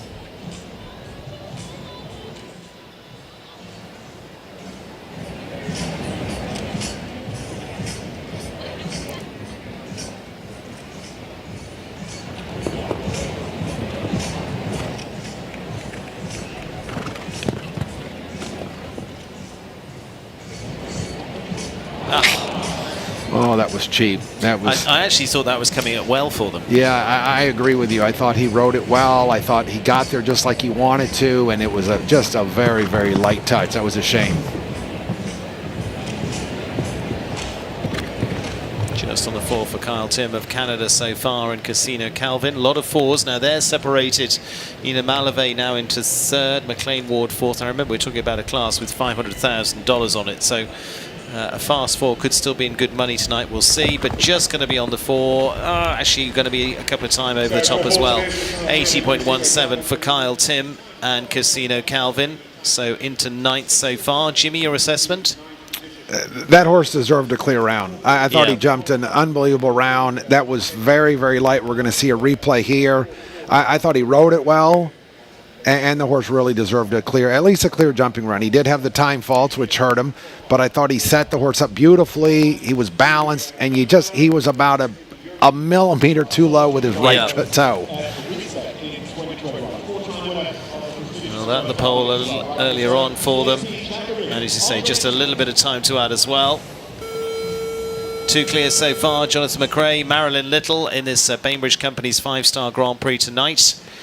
Another of the star performers is Andre Tima, DSB Shikari, a horse now 16 years of age. This is an amazing mare that took him to the European Championship win, the Aachen Grand Prix win now. Has been off the road for a while, is just coming back in, jumped in some 4 stars, getting reset a couple of weeks ago. Back up in Ocala, then headed down here this week. But again, Jimmy, although she's probably been a little bit ring rusty coming in, can't be discounted for everything she's done. This is an amazing mare. Andre's a great, strong rider. He knows her well. He developed her from day one. I watched her go in the WEF, and actually I told Andre, I thought with everything she's done, I thought even though she had one down in the WEF the other day, she had just a light touch on the back rail. But I thought the mare's jumping as well as I've ever seen her. She had as you said, she had a good year off. She had a long break, and now to come back at 16 and do it as well as she's doing is really nice to see. Ooh, got away with that at B. I think he's got to think about the time a little bit. Got to think about the time. Pretty spectacular through the triple. We'll probably look at thoughts on that, but coming home, he's okay for time. He's okay. And there it all is. There's the clear. Well, let's put clear round number 3 to bed. Another quick look at this, Jimmy, very quickly.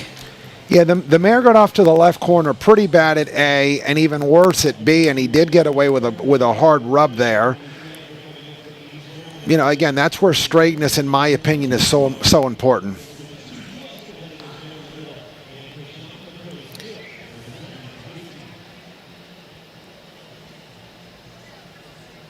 She was so rideable out there. She was so focused and with me every step of the way, which is her greatest strength. So I'm glad she brought it all tonight. She felt every bit as good as she did last weekend, and excited for the jump off.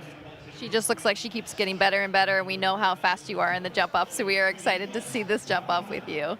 Good luck, Marilyn. Back to you, Stephen. Once again producing the clear, Jonathan McRae, Andre team with a clear list so far. Rally Heiler now, Kurt Heiler's Abora's Chloe for Rally. Last time they were jumping a 5-star Grand Prix was finishing top 10 at the Hamptons last year. Now that's last September, so again, good bit of space between then and now, Jimmy. But again, this was one that again gives them chance to get into this season, start to go up the ladder again and go, okay, I'm ready to go now. No, I'm 2 months into the year. And this is a horse that could easily jump this course. A horse with a lot of scope. She works with Max Amaya. And I think they've developed a program for this horse. There was the first 5-star we had was week 5, and then we had week 7. And I think it's smart. I think a lot of people think 5-star they've got to come out because there's a lot of money, but I think you've got to have a program and what works for your horse. And I think they thought, okay, this is the week that now we are ready to jump this. Oh, she got there deep, got away with it. Whoa, whoa, whoa, whoa, fight.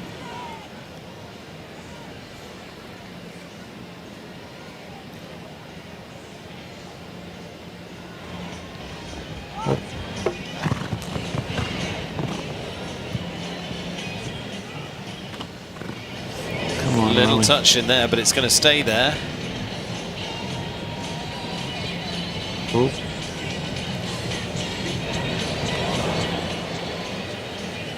She's fine on the time. It's going to be close, but should be all right. And yep, 77.79. She is absolutely delighted with that. Rally Heiler. It is 4 in a row. Boris Chloe hits the right note there as well. And so, Jimmy, I mean, she is elated. Yeah, that's a big night for that girl. I mean, she's done some nice things and spent some time in Europe with Max and been to some big shows. But this is a big night. To jump a 5-star at this level, tremendous. I think she's very, very excited. She gave the horse a fabulous ride. She fought hard to jump that skinny, and as we saw in her face, I mean, she couldn't possibly be more excited. Little touch there, but you don't have any round really where you don't have a touch in there. It's a question of whether it comes out good, and it did come out fantastically well for Rally Heiler. So 4th clear of this Bainbridge Company's Grand Prix. 26-year-old Natalie Dean now, again with a wonderful partner for her that finished top 10 in the Modon Grand Prix as well. This is a Coteram. This is the horse that she rode round Aachen, was on the winning team there as well previously. For the Marigold Sport horses, she was originally back to California now, with a base here in Wellington. She's been a strong winning team rider for the US. It's been good to see this horse also taking a break last season and ready to certainly come back ready to go into their second 5-star. Yeah, this horse has jumped already some big classes, showed Aachen. That's a big show. That was a few years ago. She was super there. Probably the smallest horse in the class, yes. But she's got a big heart, and she's a fighter, and she's got blood. We even see there she barely has to ride the water jump. The horse is always on go, which is nice.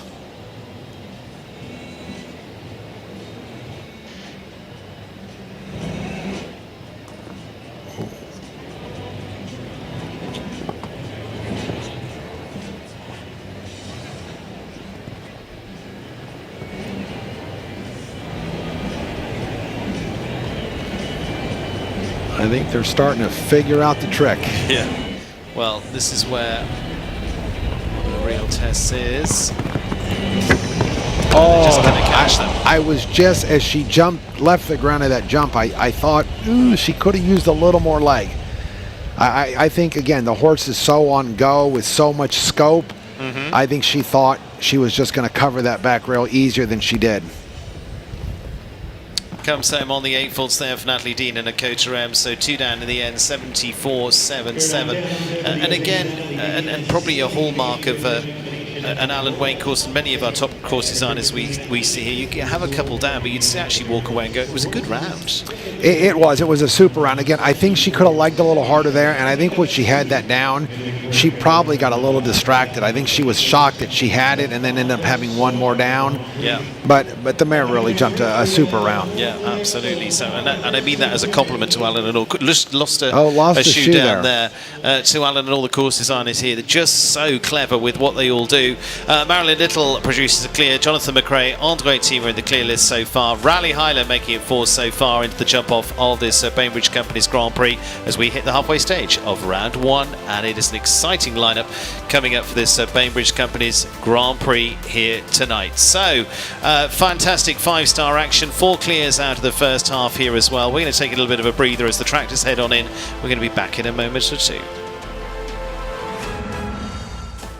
We treat our pets like we treat ourselves. You brush, they chew. You squat, they spring. Healthy routines for you, healthy routines for them.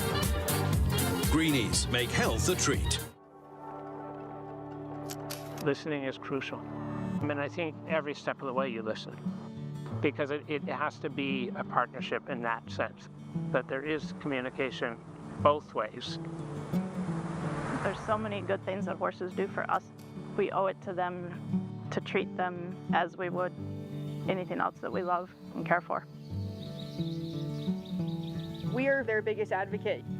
It's our responsibility to take care of and make sure that they're happy, healthy, so that they can live long, happy, healthy lives.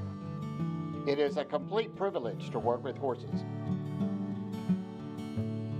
And it is our responsibility to protect them and make sure that their welfare is the #1 priority.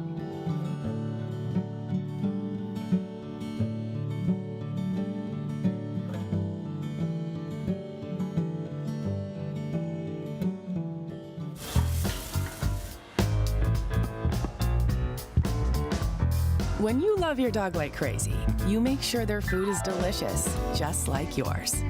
Caesar, love like crazy. NetJets is more. And with NetJets, you get more. More exceptional service.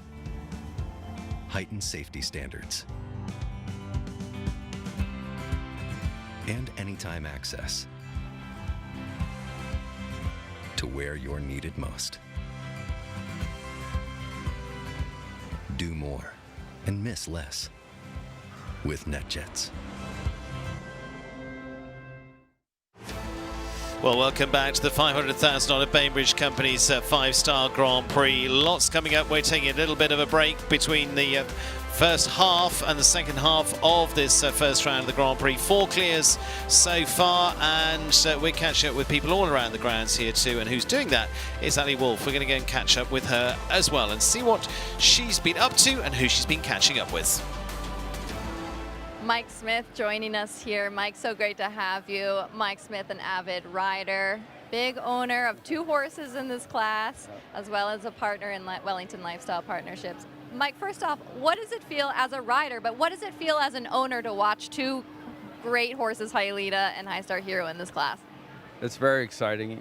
It's also nerve-wracking because you really want both of them to do great. So, you know, it's I come back and watch them warm up, and both horses, actually, both of them like for me to walk them to the end gate. So my job is to make sure they get to the end gate, which is kind of fun. And they look at me and they watch for me. So it's a special bond, and I like that. And so I rode the Grand Prix as a kid, so I can't do it now, but it's exciting to be a part of 2 great riders and a couple great horses. And you're a part of many facets of this horse industry. You seem to love horses. What was the draw to be involved, and was this from a younger age? I started riding at a very young age. I grew up riding with Katie Pradant when she was Katie Monahan, and John Madden was there at the time. He helped me a lot too.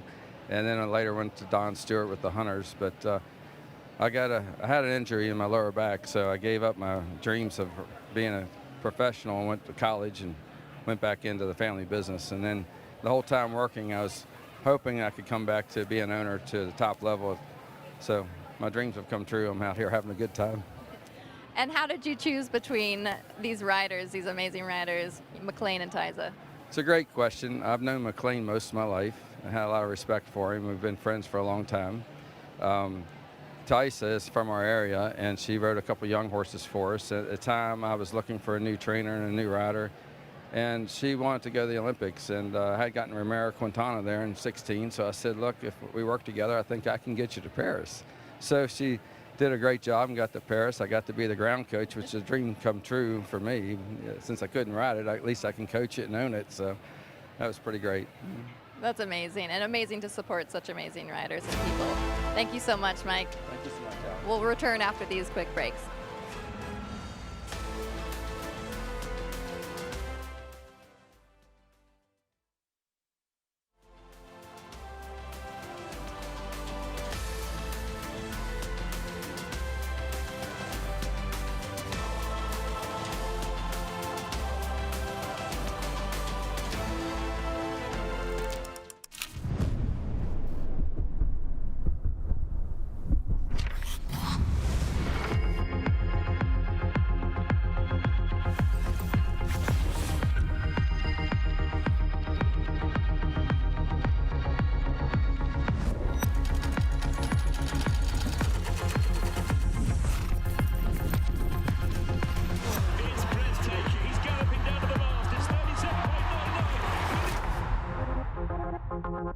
I think as trainers or anybody else, there's so many things that these horses do for us.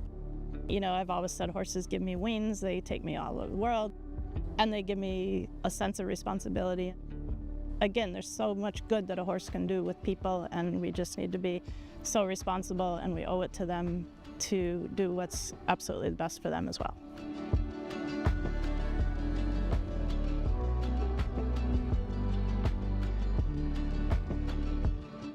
When your passion deserves more, the standard is just the beginning. Step into a space built for riders. This covered riding arena was built with our clients' needs at its core. Every detail designed to support every moment in the saddle. At Coastal Steel Structures, we don't just build arenas. We build spaces that empower our equestrian community, helping you focus on your ride and your performance. Recharge, reset, and feel cared for at our Rider Recharge Lounge.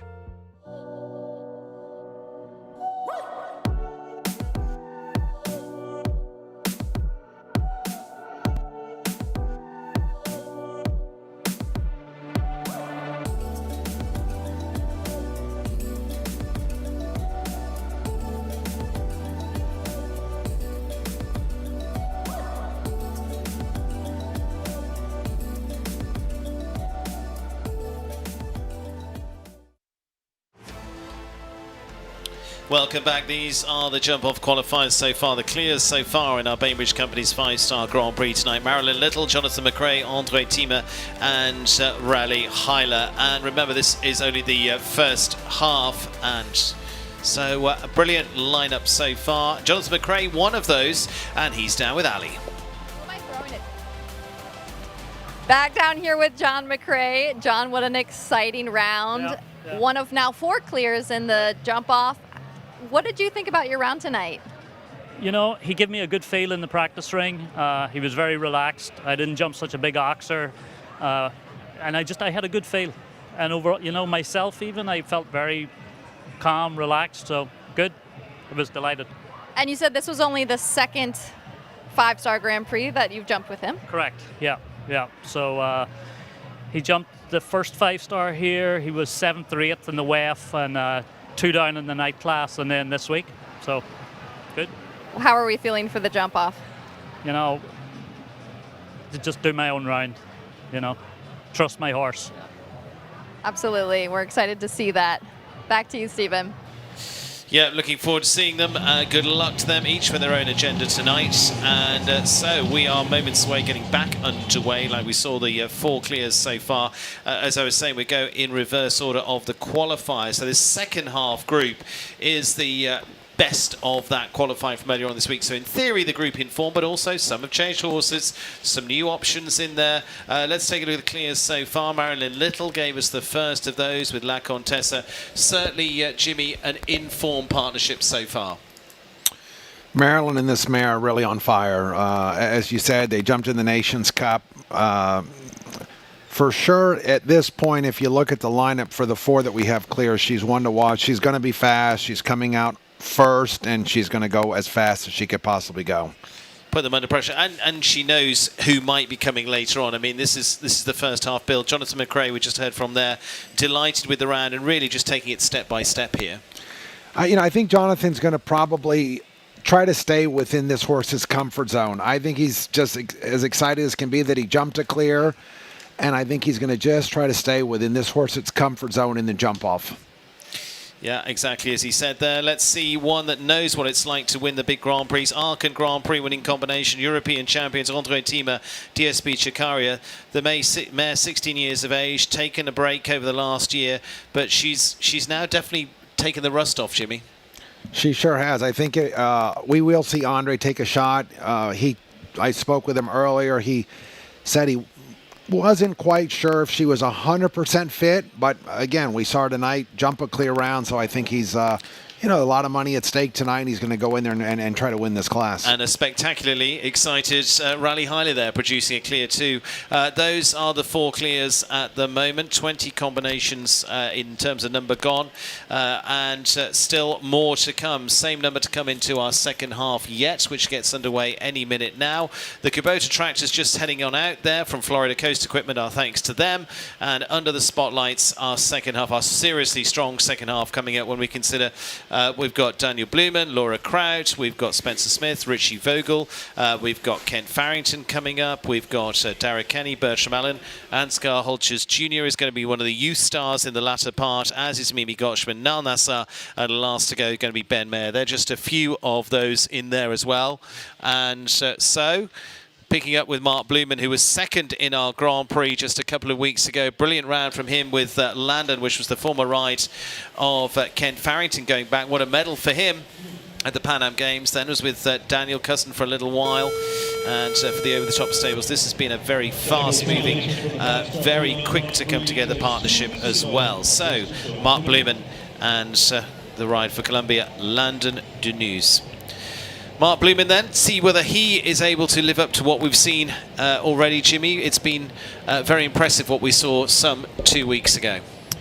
But regardless of what this horse does tonight, this is an unbelievable partnership. As you said, it's come on fast, it's come on strong.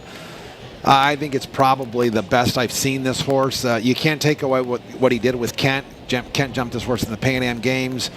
But I really think probably the best horse that Marky's ever had. He rides the horse well. He believes this horse is a top horse, and what they've done so fast is pretty remarkable. So Jimmy, let's just remind people joining us as well about a few of the tests on Alan Wade's course here. What are we going through now to this? We go triple bar to this double, and that's just going to drop. But then this 4-stride here gets quite tight. Very short, and the horse jumping so well. Again, that triple bar line, triple bar 5 strides to a vertical oxer double, it gets very, very boxy, and it just got a little short for him, and he just barely touched the back bar. Just on the 4 for Mark. A lot of those on 4 at the moment, so a fast 4 could well be in money, so he's going to have that in his mind as well. He's going to take a fairly tight run to the last. Gets over it for the 4. It's going to be 76.73. Puts him in 8th place so far for Mark Blumen and Landon. But Jimmy, as you said, whatever they do tonight, they jumped superbly.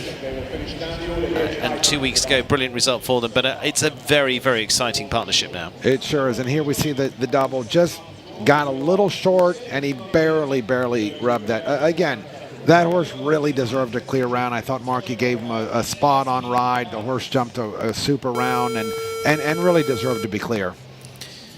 Mark Blumen heading on out on the 4 then, and it is on to fellow Colombian Roberto Terán. Roberto with his own DSP Callas. Good experienced mare as well here for the rider who's been again finishing well in the Challenge Cups this season with this horse. He's an Olympian, having competed through Tokyo as well, and well-established partnership now with this 14-year-old.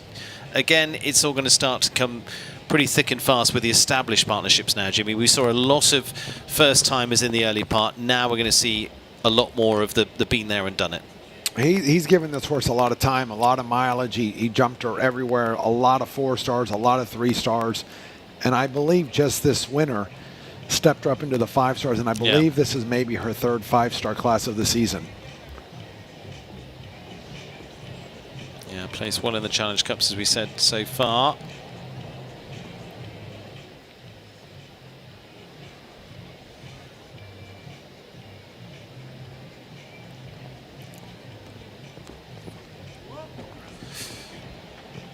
You could verbally hear him knowing that was getting fast there. Yeah, I think he was thinking about the B element because he knew that's very, very short, but he didn't quite get up to the 5, in my opinion. The 5 got a little bit flat, and it wasn't quite where he wanted to be, but he was already thinking about the B element because he knew that gets short. And then again, that's just the inexperience. The B element of the triple combination got him, and then has the vertical afterwards as well.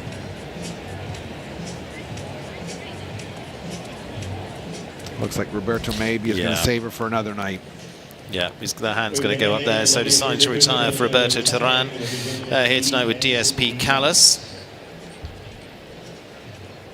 4 clears so far. Another big night here in Wellington, as you can see, stacked out, standing room only to watch the Grand Prix here, especially for the 5-star nights as well. It'll be similar in a few weeks' time for the $1 million Rolex Grand Prix, that US Equestrian Open final as well. It's wonderful to see so many out every week here in this stadium, packed out to literally capacity and a bit more as well, as they watch from every angle, and lovely to see so many people getting into the sport from the local areas. We're not always talking people that are at the horse show all day. This is genuine public coming in here, Jimmy, which is great.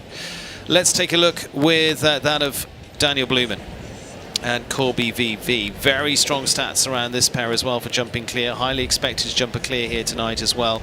They jumped something like 8 out of 9 clears of their last big Grand Prix starts as well. Big jump over the water, keep it together, and he does. Yeah, I think he got caught a little off guard there, the way the horse landed way up and landed shallow. He just barely got across the water, and I believe had to add to the blue vertical.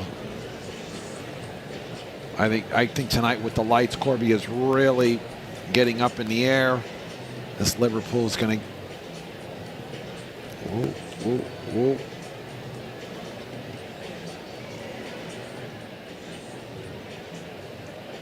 Oh, he's coming in fast.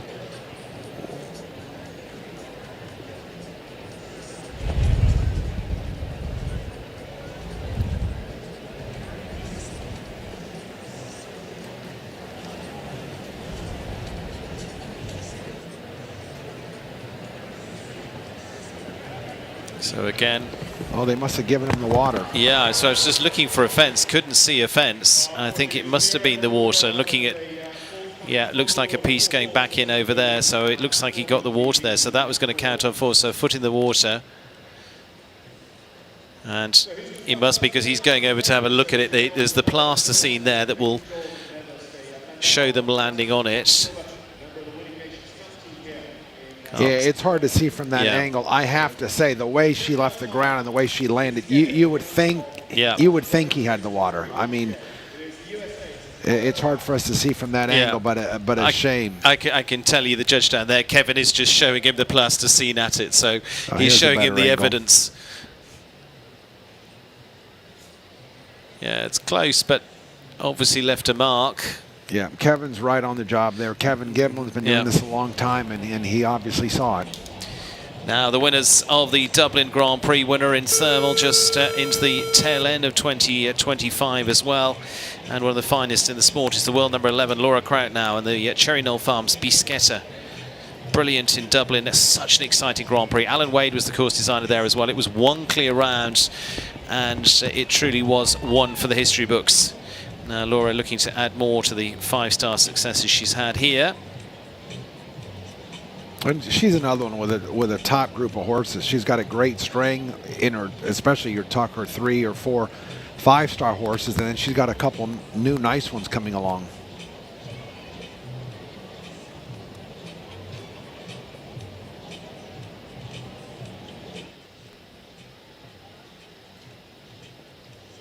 Or multi-Olympic medalist, silver at the last Olympic Games as well. Second last year in the Aachen Grand Prix. That's one of the biggest on the circuit. And doing the job again here. Now, Jimmy, how does she play this? Ooh, that actually worked out for her very well. It left her a little bit of space to the B element.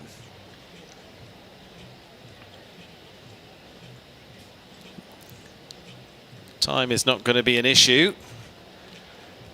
One from home for Laura Crouch. Little dip at the finish, but 75.51 means the time is A-OK. It is the 5th clear. It is another spectacular run for Laura Crouch and Bisquetta. There, you've got me saying it now. And so Laura Crouch produces the clear. Jimmy, what do you think?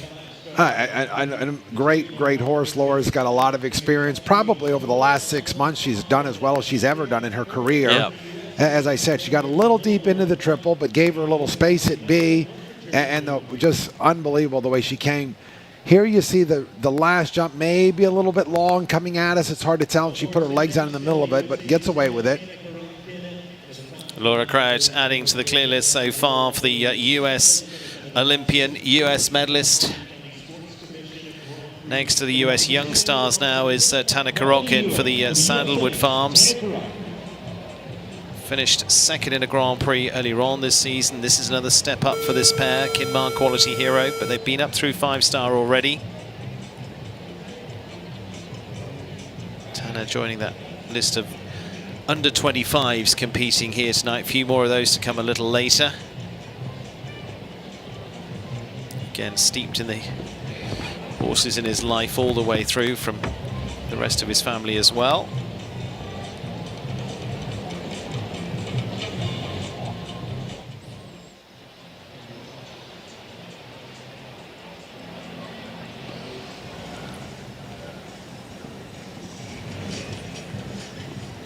Ooh, splash. Yeah, and I thought Tanner rode that well. I thought he gave the horse a good ride. The horse didn't help him out. He didn't give him a great effort there.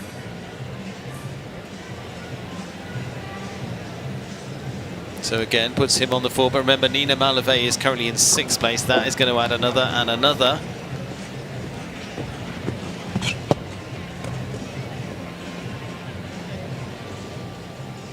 Yeah, I think when he jumped the triple bar, it really got him into that 5, and the horse was sort of at the A element, sort of kept the forward momentum going to B, had A and B down, and now back on form, and unfortunately has the back rail, the C element.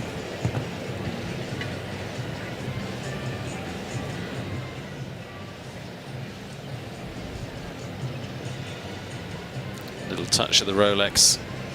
But it's 16. And the last as well, I'm afraid. So it's going to be a total of 20 for Tana Karotkin tonight and Kinmar Quality Hero. Here's one of the early faults. If they land in the water, they pick up 4 faults for that, or on the tape. And there's no doubting that one. No. Splash of blue as Kevin there reaching for his flag. Those are clear so far. Laura Crouch, the latest of them. Look at that, 4 for the USA, 1 for Germany. Home strengths at the moment into this $500,000 Bainbridge Company's 5-star Grand Prix tonight. Still a lot to come yet. A lot of very strong pairs. He's got the European champion Richie Vogel. Also for Germany, Rene Dittmer. Of course, US is Kent Farrington. Australia's Tyser Irwin. We've got several for Ireland. Dara Kenny, Bertram Allen. And finally, Great Britain's Ben Mayer is going to be last to go of this list as well. Spencer Smith now of the United States. The Ashton Farm Stormbridge Capitals at Keeneland. Another that would be a favourite for jumping a clear here tonight as well. Predicted chance 27%, but placed well in the Fidelity Grand Prix here onto week 5. Our first Grand Prix of the season. They jumped clear after clear through Nations Cup with wins through Dublin and finishing placed in Falsterbo in Sweden before now as well. And as you said a little earlier, he's also had his training hat on, so he's been analysing this course to the nth degree, Jimmy Torano alongside me.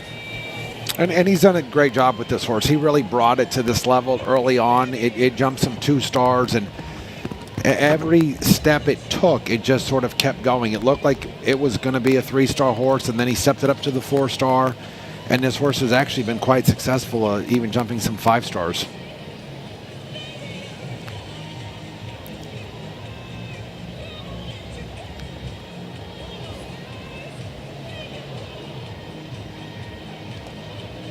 Gets that line put behind him, Jimmy. Yep, now he can almost cool it. He got over the water.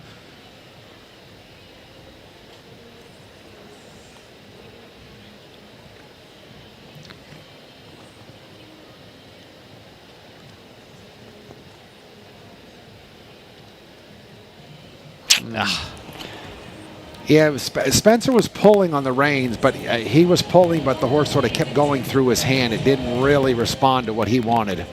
Same thing at B. It kind of jumped into the B element there.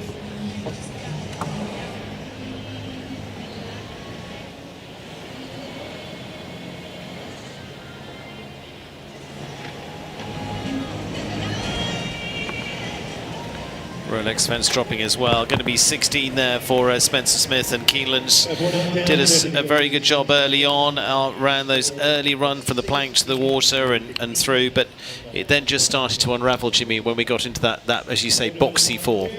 Yeah, and as I said earlier when we walked the course, you know, the water jump was early on. And if you've got a horse that you really need to attack the water, you tend to maybe lose the rideability, and the horse tends to get a little hectic, and I think that's exactly what happened to this horse. Here you see Spencer trying to steady for the 4, but the horse kind of ran through his hand, and I think that was a result of that early strong ride to the water jump. Here we see the Rolex back rail, maybe a little bit off of that, a little long in the 4, and just tipped the back rail. Brazil's Gabriel de Manos Machado now for the Bay Winter Equestrian, and this is Legoland Sandro for the US-based rider. Again, pairing that haven't done so many of the 5 stars, finished one in the Greenwich Grand Prix last year, but this, again, in front of a big packed house, very different atmosphere for this one here. He's been a little quieter this year. He came out last year and jumped all the big Grand Prix, but he's been quiet this year, and maybe he's got a plan. You know, I think with WEG later in the year, he's probably thinking trying to get on that team, and you've got the League of Nations coming up in Ocala, and you know there's still a lot of jumping in the $1 million class right here at the end.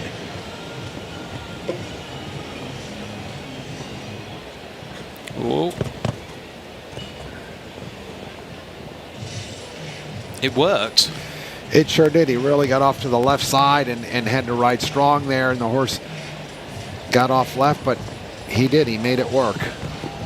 He's a fighter, that's for sure. He's a strong, strong rider. Oh, that was a shame. Then it ran out. Yeah, ran out of room there.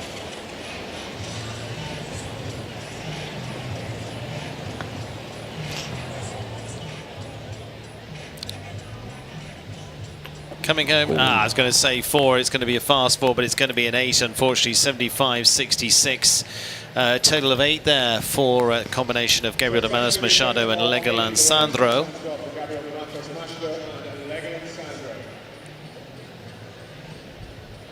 Here through the triple combination, Jimmy. Yeah, he jumped that quite well, and then here just lost the rideability a little bit, and the horse drug him right underneath this Liverpool and got their way too deep. That was, again, just a result of rideability. 5 clears so far with Laura Crouch, with Andre Thieme, Jonathan McRae, Marilyn Little, and Raleigh Heiler.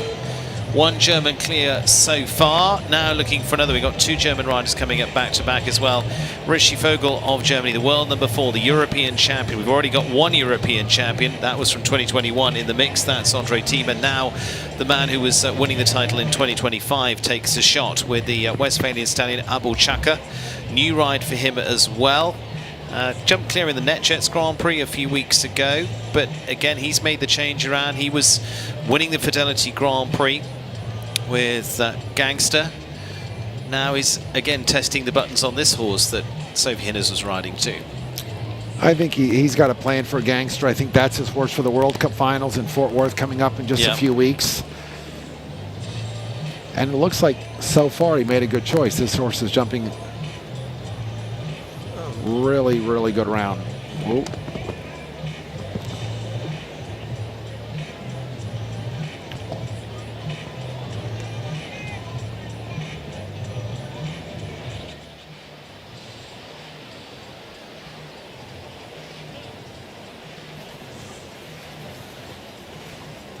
Big middle part. Then Still again, clear. you put Richie on anything and you never count him out. Look at the focus on his face though when you're watching him through there. I mean, absolutely fixed. And the thing is with him, he's going to get another clear. Come on, one from home, and it's going to be job done for Richie Vogel.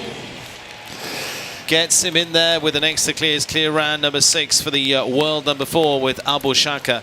But as you were talking about a little bit earlier, Jimmy, you watch him, he gives a horse confidence because he said, this is where we're going. There's never any doubt with Richie when you're watching where you're going. And even sometimes when the horse is maybe a little green or a little less experienced, he holds the horse's hand, and he's such a strong rider. He keeps the horse so channeled between his leg and his hand, and he gives the horse the confidence. I think I'm going to put my money on him for tonight. Okay, let's see it. Get it out. Get it on the table. Okay, so, well, they're riding down in the kiss and cry as well. So it is 2 for Germany now. Will it be 3? René Dittmer looking to join the party as well because André Thieme, the 2 European champions through, André Thieme and Richie Vogel. René Dittmer, winner of the Hampton Classic Grand Prix previously as well. Last year, winner of the Highlands Cup 2 up in New York.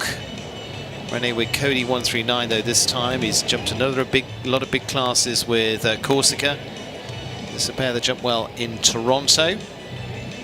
But again, Jimmy's got to balance up between Corsica, that would be his established top ride now, that jumped the Nations Cup in Hickstead and so forth last year onto a winning team there, and giving this horse the exposure now too. Yeah, he knows Corsica very well, but I have to say this horse has come along. He started to jump some big classes. And René, again, another German rider, strong with a lot of guidance and holding the horse's hand. What the horse is maybe lacking, René can really give that to him.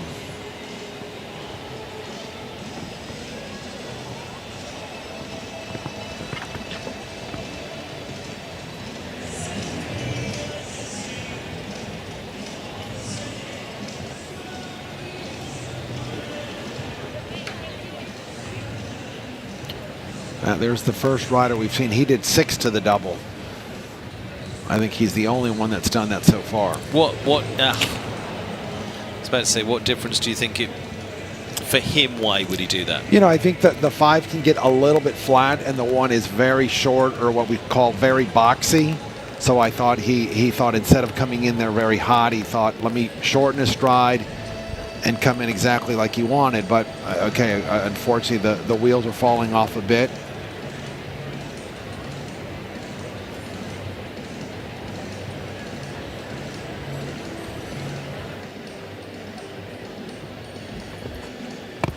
Comes home with 12, just inside the time of 78.97. Like I say, stepping up with Cody this time, well established in the 5 stars with Corsica. Another look back here, Jimmy. Yeah, I think the horse just didn't judge the width quite like it should have. I think with the Liverpool there, here's the ride to the double where he does 6, and I thought, I never walked 6. I thought that was 5 for everybody, but I got to say the plan worked out quite well for him. All eyes going to be focused on the world number 2, Ken Farrington and Greer.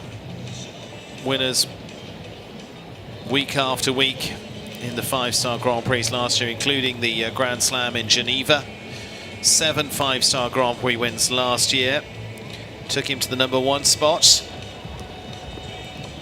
Now battle with he and Scott Brash for that position. Scott holding it just for the moment, but Ken Farrington and Greer focus on to get this done. Now he sat out the 5-star Grand Prix here 2 weeks ago. The jump off for the previous Fidelity Grand Prix that Richie Vogel won, he actually had the fastest time, just a fence down in the jump off. If this horse jumps clear, it puts a different complexion on this jump off, but we've got to get there first. Yep, and you saw the second jump. She was a little sticky, a little cold, and Kent sort of gave her the business a little bit, gave her a little kick to step away from the jump, and then again at the water jump, he made sure to get across the water, and I think he's got her in gear now.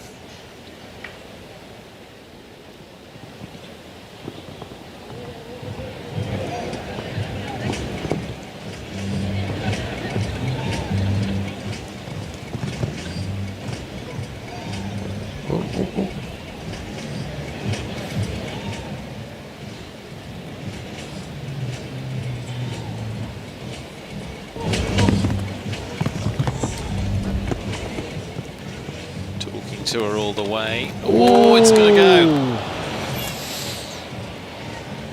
Just momentum in the end, Jimmy? You know, again, I think that C element, you've got to ride out so strong, and I think her momentum just kept carrying her there, and you know, that was one of those rubs, as you said earlier. You know, sometimes you got to get away with a rub, and I think that's one of those things that could have gone either way. That easily could have stayed in the cups. I'd love to see a replay of that. Just on the 4:74.03, Ken Farrington, fastest of the fours, puts him in 7th place right now. Another look back, Jimmy. Here you go. Yeah, way up over the C element, and he was standing just right. Oh, that was light. Oh, that was light. So Ken Farrington there on the 4.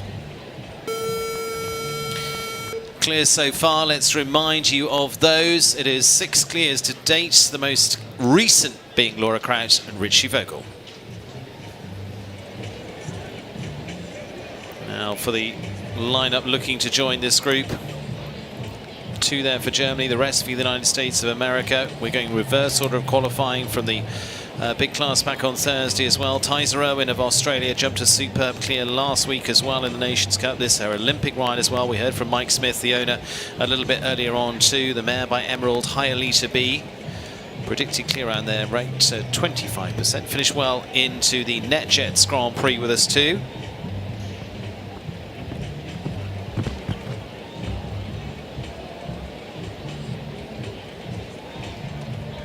So take us into our final 10.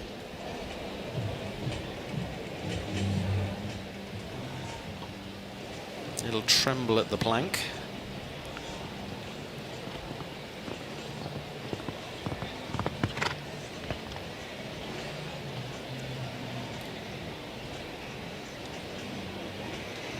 Jimmy, the performance they had in the Nations Cup was impressive, and they seem to be just now really settling into that level. That is one that looks like they're going to get away with.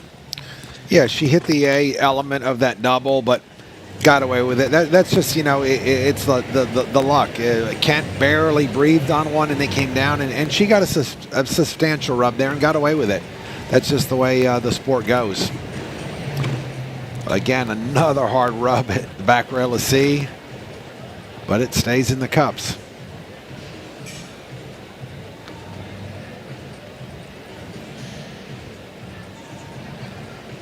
Tyser Irwin, 1 from home. Time should be okay. She's again pushing for the last. She's going to get there. She comes in Laura Crouch style. 75.42. Tyser Irwin is, to no surprise, a brilliant clear. And from one to another, we head down to Ali to catch up with those already with the clear in the books. Exactly. Laura makes 5 of now 7 clear rounds, shaping up to be a really exciting jump off. Now, Laura, you were hurt a little bit in the beginning, but are you maybe now coming off a fresh horse now and peaking at the right moment? Well, that's sort of the plan. Now, yeah, I missed a month, so this is her first big class back. I jumped a class last week in Ocala, and yeah, I mean, it's a testament to what an unbelievable animal she is. I mean, she did this easily, and I'm really pleased.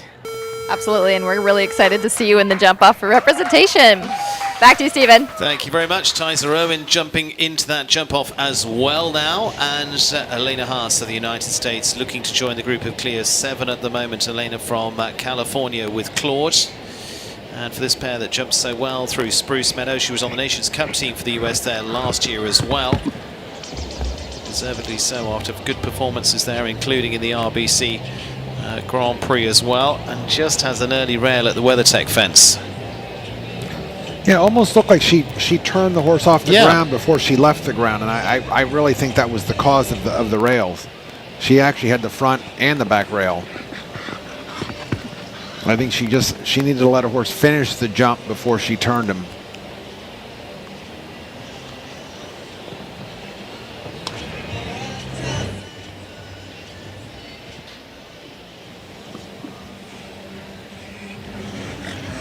Now for this pair, we've had a really good partnership again. Has had guidance from Derek, and it just again gets a little stuck in that line.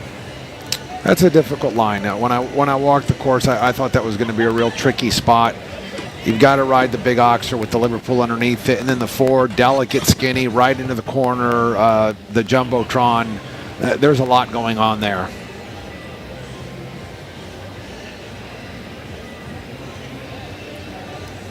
On 12 at the moment for Elena Haas. Time won't be an issue for her. So the Californian coming home with a total of 12.76.70 for Elena. Drops her a little bit further down, 12. And so holding at the 7 clears at the moment. Jimmy, we take a look here, as you say, just really anticipating the turn. Yeah, I think she was turning a little bit early. You see almost a stride and a half on the backside. She's already going the other direction. Maybe needed to let the horse finish the jump. Here, the horse jumps beautifully into this line. Very steady, shifted a little bit right, and she's supporting the front end, and then he just didn't finish behind. Callie Schott now of the United States on the winning team for the US just last week as well. Another one that's strong for clears too, potentially. They won a Grand Prix out in California at the end of last year too. The Southern Archers Garant, the gelding by Warrant, comes in after strong form of jumping clears. She herself headed over to Abu Dhabi as well for the recent Nations Cup there as well. But after last week's performance, Jimmy, it's got to give you a lot of confidence. Absolutely. She knows the horse well by now. She's won big classes, as you said, and coming right off of a double clear in the Nations Cup just a week ago. So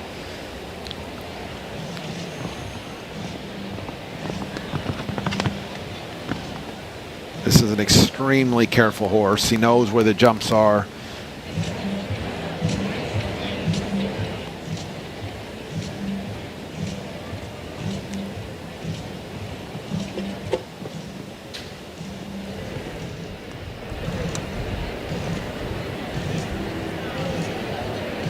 Getting it done so far.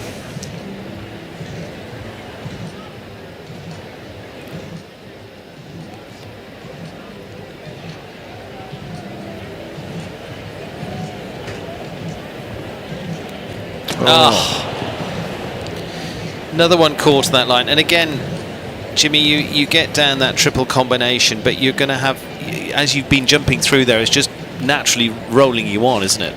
Oh, the wall gets wide there, but gets it done. Yeah, I mean you've got to ride the C element. That's a wide jump, and then the next that pink vertical, it's got a Liverpool on the backside, what we call a closed face or backwards Liverpool. Very difficult jump to jump anywhere in the ring, and you've got it off after the triple combination. I'm surprised that that jump hasn't come down even more. We've seen it come down several times, but for sure it was a real bogey. Little look back here. Got very close to the double. And here, Jimmy. Yeah, barely. Again, a millimeter too low with the hind legs. The horse jumped a beautiful round. That was a shame. Germany's Rupert Karl Winkelmann now. The Eichendorff horses, Modo, again spending time based here in the US. Won a Grand Prix out in Tryon in North Carolina this year, but this would definitely be a step up for them here tonight. Jump clear in the WEF class earlier on this week as well, so progressing through. Will be interesting to see tonight. Kevin walked away. I thought maybe he landed short there, but Kevin didn't see it that way, so got away with that for sure. Almost looks like a thoroughbred type, this horse. Yes.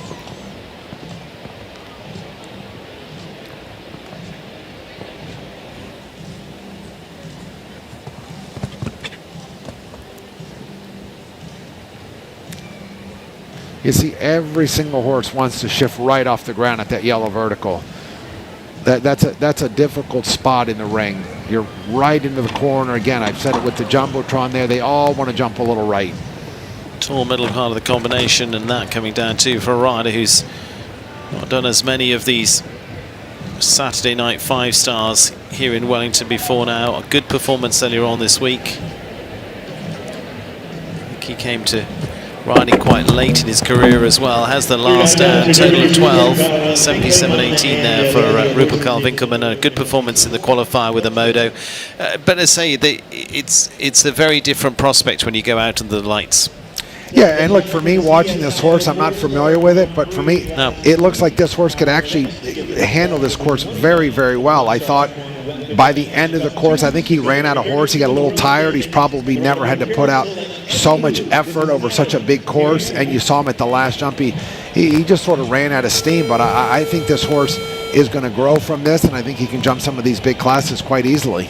7 clears still in this Bainbridge Company's Grand Prix here tonight. Now to Dara Kenny of Ireland. In fact, 2 coming up back-to-back for Ireland. This is Carol Solak's Eddie Blue. Highly experienced pair. Really good stats about potentially jumping clear.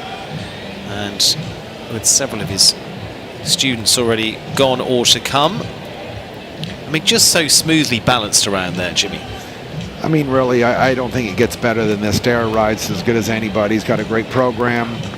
He's always been a good rider since he was a kid. He won the WEF just a couple weeks ago, I believe, the 5-star week. 7, and just unfortunate, actually, in the Grand Prix. He was coming home down the last line and had a light rub behind. Almost looked like he was unformed to win both big classes. But really, he does it as well as anybody in the world. Not just here in Palm Beach. He does it as well as anybody in the world. But it's his natural instinct, isn't it? I mean, just such a natural rider with it. And it's always been like this. He came originally as an exercise rider for Missy. Got away with a good rub there. That's kind of nice to get that rub right before that tall pink vertical.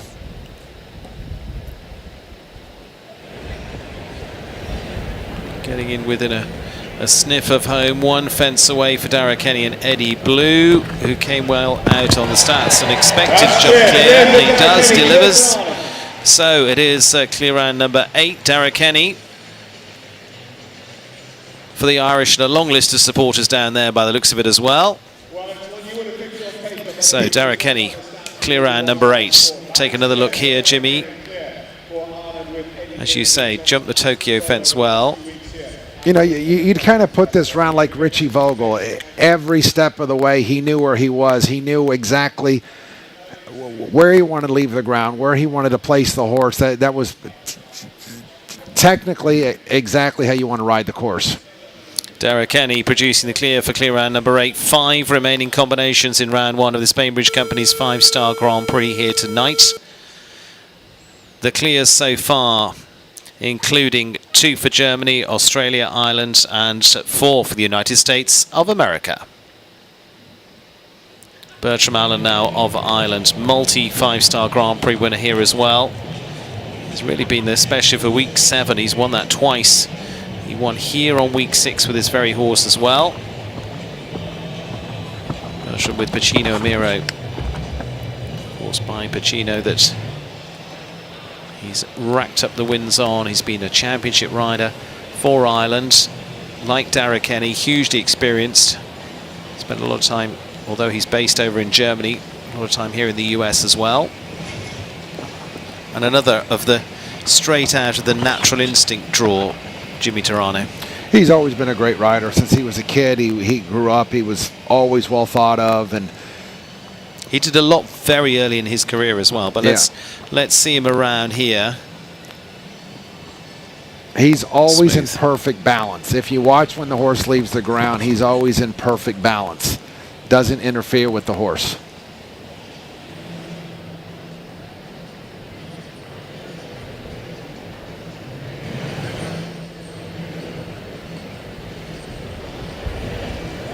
Oh. Touch on the way out. 160 Oxford on the way out of that triple combination. The following fan fence, the Tokyo fence, has fallen a few times again. Full up to height, 1.60 m. And this last fence, the Modon fence, 170 spread on that, 150 in height, but 155 in height, 170 in spread.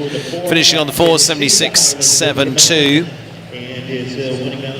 Yeah, I think he wishes he could have had that back again. That's difficult. You know, you're jumping into the triple. You're asking the horse to shorten to B, and then lengthen and get across the width to C. And I think he could have. I think he could have maybe ridden that C element just a little stronger. Yeah. But again, very difficult. You're asking the horse to shorten and then all of a sudden to lengthen and get across the wide oxer. That's tough. 4 left to go in the first round. The young star from the United States now in Ansgar Hodges Jr. and the good Einhaus of here in Wellington's Pixel K. They won the Week 11 Grand Prix here last year. They've won a Week 6 as well. He's just 21 years of age. And we're going in reverse order of the qualifier. So he was fourth in the qualifier behind Ben Mayer, Nal Nassar and Mimi Gotchman earlier on this week as well. And has already done, again, a lot in his youthful career. Came over to Europe, won a lot there as well, was part of Youth Nations Cup teams. Trains with René Tabel as well, who was a well-established European star. And again, a bit, we were talking about this a little bit earlier on, we tend to forget as well, Mimi Gotchman who's coming up, Ansky as well, you know, they're only 21. And doing this, and they've had good results, winning 3 4-star Grand Prix so far already. The nice thing for US, I think the future is bright. We've got some good riders at a young age. Again, you talk about Ansgar and you talk about Mimi Gotchman. We've got depth in our young group of riders, which is nice to see. Okay, dropped a pole at the yellow and another one at the triple combination. And again, from the angle we saw it, it was hard to tell, but the horse also shifted right off the ground at the yellow skinny. The triple combination, I think the horse didn't really judge it well, but the yellow vertical, like so many horses, has shifted right off the ground there. And going to leave them on 8:74.89. It's 8 there for Ansgar Hodges Jr. and Pixel K. 3 remaining in the first round, 8 clears at the moment. Overall assessment of the round, Jimmy T?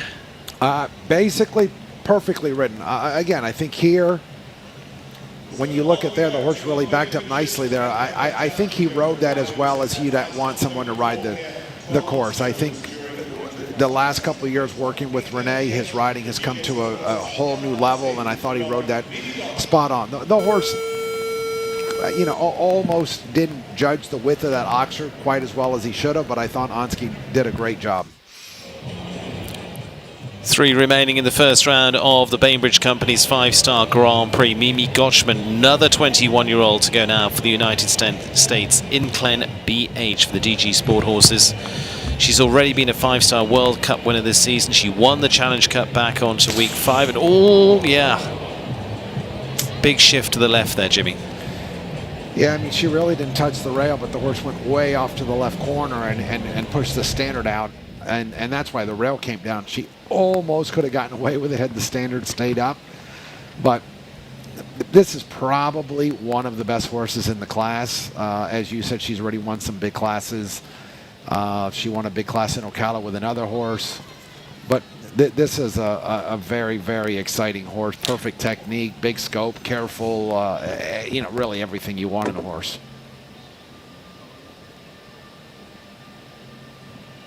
The 4 falters playing for places, but they could be very lucrative places as well further down the line too, with 8 clears at the moment. Not many left to go, only 2 after this. So a fast 4 could still get you some good money tonight.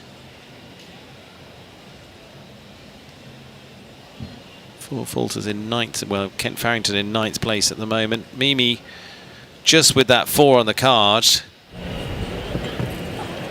Makes a little bit of a shift to the last there too. That one basically didn't touch a jump. I mean, that was a shame. Again, she deserved to clear. But again, I've always said I'm a stickler on straightness. You know, that horse, yep. She allowed him to, whether she allowed him or he did it, but you know, she got there and he really, really dove left, and she hit the standard with her left leg, which almost pulled her off the horse.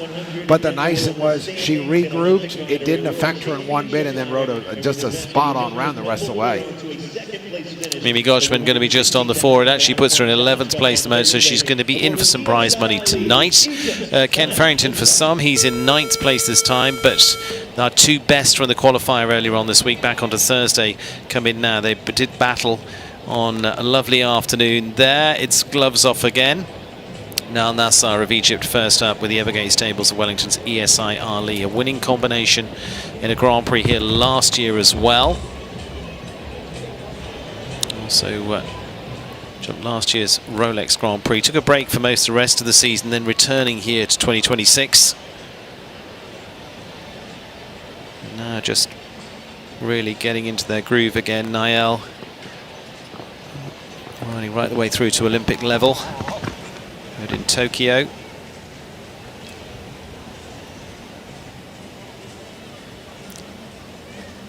And again, is asking some bigger tracks with this horse. Rode superbly through to games and championships with Igor, which is still going strong, but you've got to let the next guard come through. Jimmy. Left rein. I'm not saying a word, Steve. I'm not going to jinx him.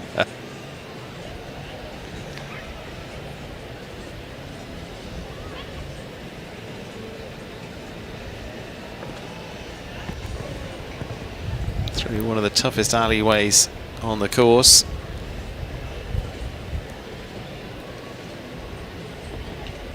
One from home for Niall. Time's going to be close.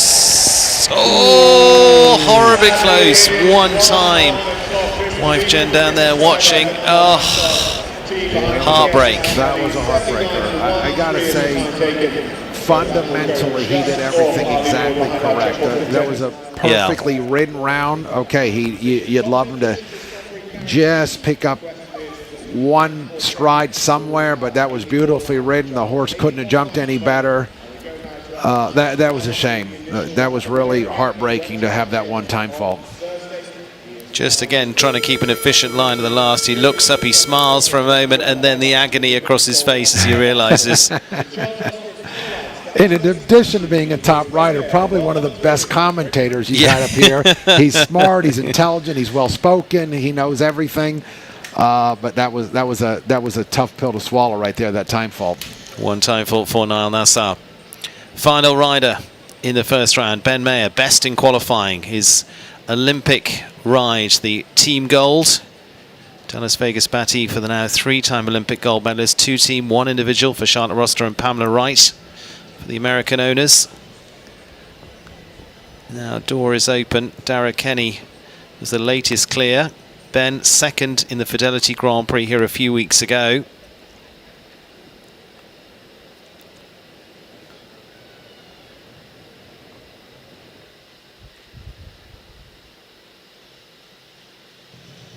Now it's your turn, Jimmy. I don't want to jinx this one. Hold the left rein here. Stay left. Stay left. You saw that the horse wanted to shift right off the ground, but he did. He hung onto the left rein and kept her straight. Ooh. Leg.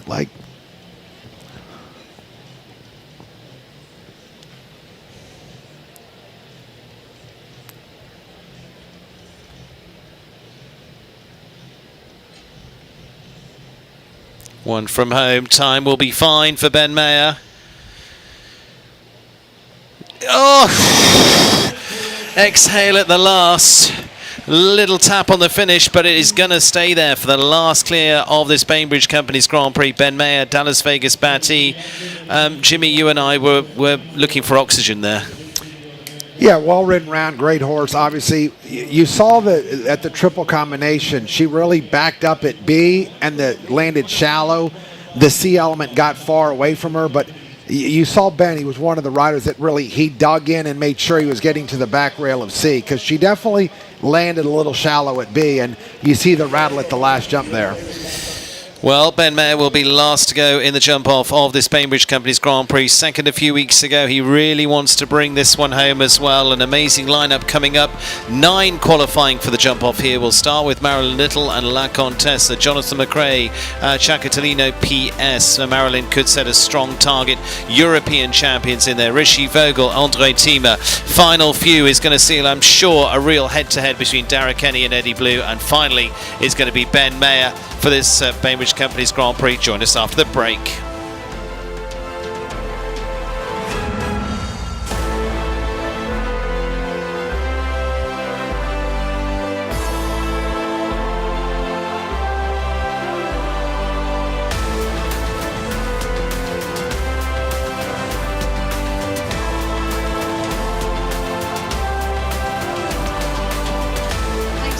Through the plan. You guys heading up north soon? Yeah, got Lizzie for a couple weeks this summer. Taking her fishing, I hope. That's the plan. Doors. Connect us to what's important. Excited, sweetie? A dedicated Fidelity advisor can help you open those doors. Backed by a team of specialists, your advisor helps you build a personalized, tax-smart investment strategy, identifying opportunities across your entire portfolio. And when life surprises you, your plan can change too. Because doors were meant to be opened. Every stride, every jump, every moment of brilliance begins long before horse and rider enter the ring. It begins beneath them, on footing they can trust. For over 20 years, GGT Footing Textile has built the ground champions are made on, protecting horses, elevating performance, and shaping the sport from the ground up. GGT Footing Textile. Good footing is safe footing. With labels that you need to translate, supplements marketed by your old roommate, wellness routines wrapped in biohack schemes. These are a few of my fictional names. When you're confused, when trends make you feel lost and afraid, just remember that fruits and vegetables work and the fiction will fade away.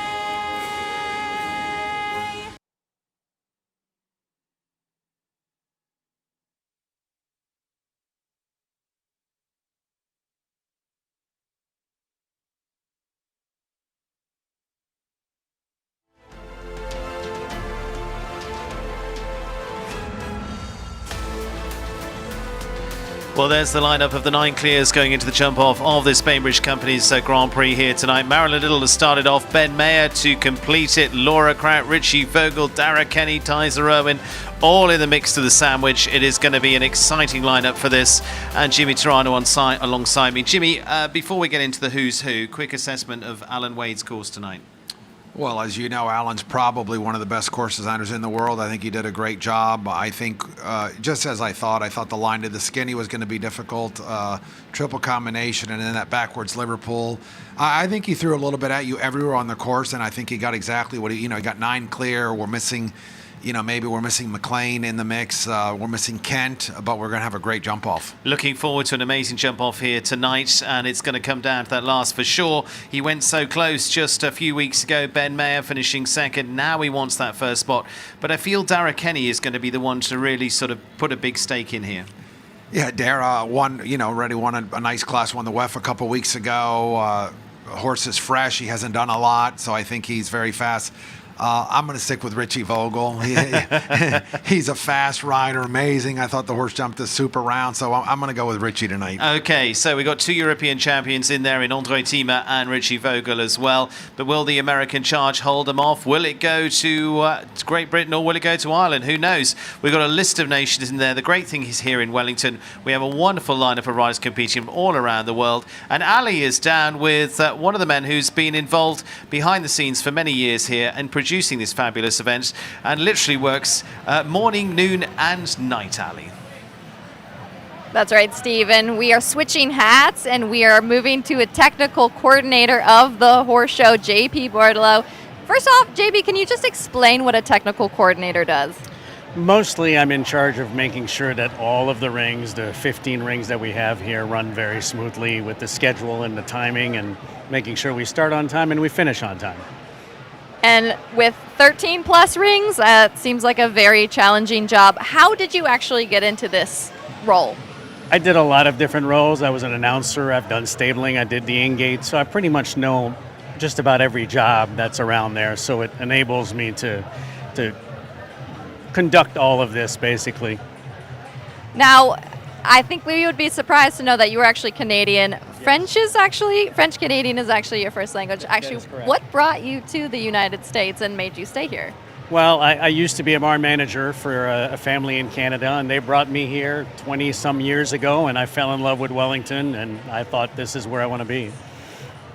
So, if you see him around, thank him. He's here morning, noon, and night. We are so thankful to have you around, and you are a very valid, important member of the... And we will be right back after these messages.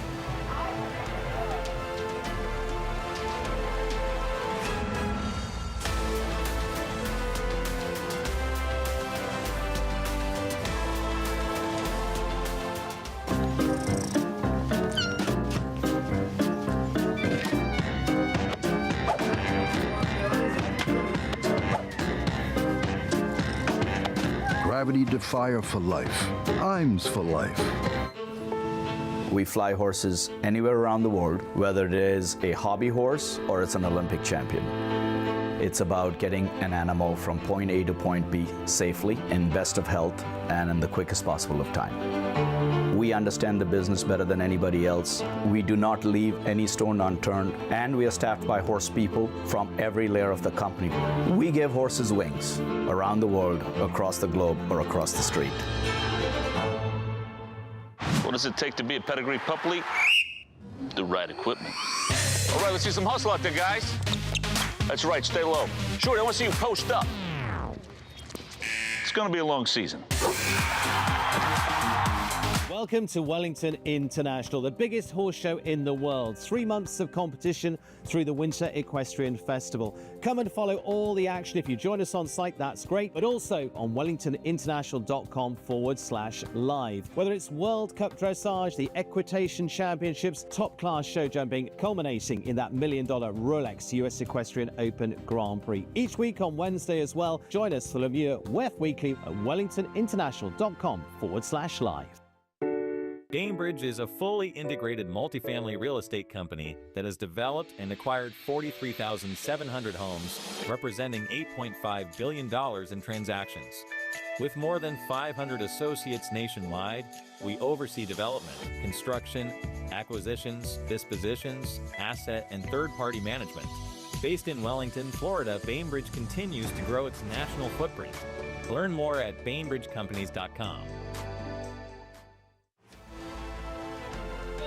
Readying for the jump-off of tonight's Bainbridge Companies Grand Prix. $500,000 in the prize fund. A little bit of it that has been allocated from 10 through to 13 tonight. Nan Nassar, Ken Farrington, Nina Malave and Mimi Gotchman. But 9 remaining spots yet. And we're going to, again, look at how that might play out with the stats here from EquiRatings too. Some of these have not been in this position before, so therefore we haven't got too many stats on them because it's new territory for them.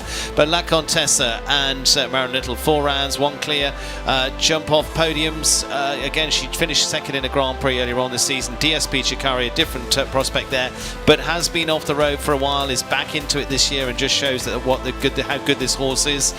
Laura Kraut-Bisquetta, winners in Dublin last year at the Grand Prix. Again, Richie Vogel, Abul Chaka were in unknown territory here too. Hialeah B and Tyser Owen getting into their first big showdown here at the jump off the 5 stars. Eddie Blue and Dallas Vegas Batty with Ben Mayer are the ones really with the form. Jump off wins, 5 podiums for Ben, so that's why we're looking strongly down at the final couple there. Jimmy Turano alongside me, and we're going to take a look at what Alan Wade has set, assisted by Steve Stevens and a fabulous team here this week. Whole list of the top class course designers here this week too. Fidelity Investments bring us our animation here, and let's take a look at the jump off. So Jimmy, we're starting over the Modon fence at fence 14. What was the last? Yeah, we've got a couple new jumps here, 14 and right over to 16. Over here to 8, that Liverpool that rode so difficult, right back here. Now we've got just B and C of the triple. We still have this very difficult vertical right here to jump. They've got to jump that again. right here, 13. Yep. Tight rollback on this vertical right here. And then we've got a new jump run, really just gallop over to this side of the ring here in front of us to an auction. The nice thing at the last jump, he left it a little bit ramped. The front rail's a whole low, so I think they can really take a cut to the last jump. They can take a real run at it. So our thanks to Fidelity Investments bringing us that. That gives you a little tour of what to expect. The easy tour you're going to follow is 9 riders speeding around the course any moment now into our jump off of this $500,000 Bainbridge Companies Grand Prix. Spectacular lineup, fabulous list here. Now, Jimmy, let's pull this apart a little bit. Marilyn Little, new territory with this horse here.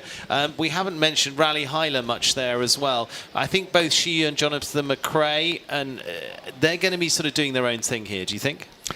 I think so. I think they don't have quite the experience. John has a very nice up-and-coming horse, but I think that horse needs to stay within its comfort zone.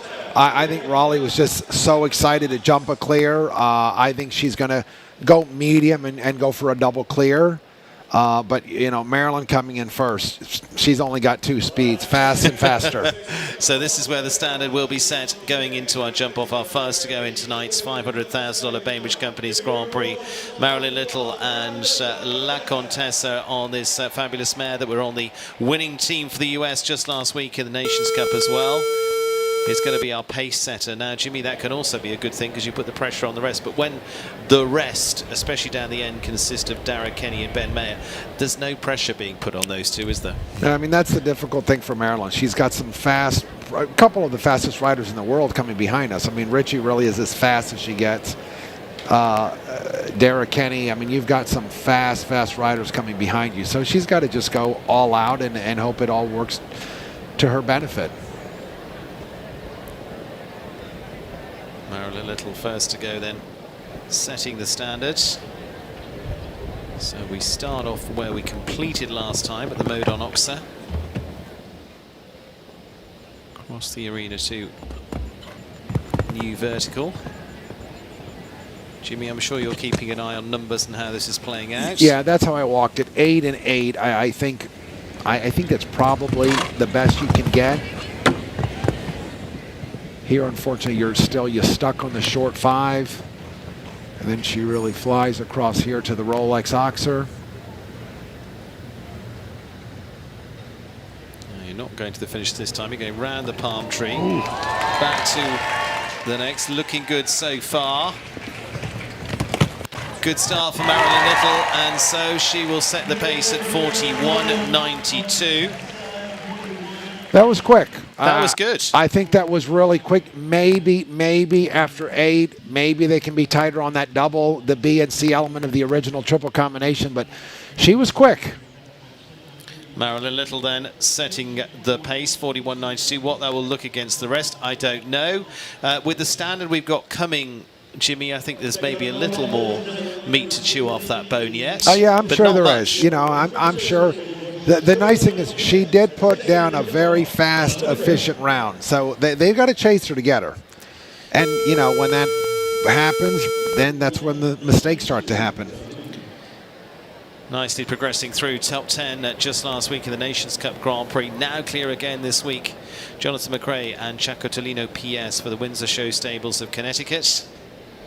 For the US rider, saying himself earlier on in his interview, less experienced horse at this level. He'll be just setting what they feel comfortable with. It's just so difficult. You're jumping in a 5-star for $500,000, and who doesn't want to try to win this class? I didn't say he wasn't trying.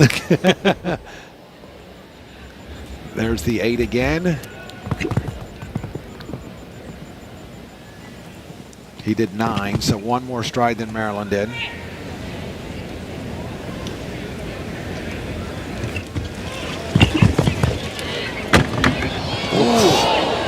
It's going to get a little wide for them. Got away with it. Yeah, that was a hard rub, but he got away with it.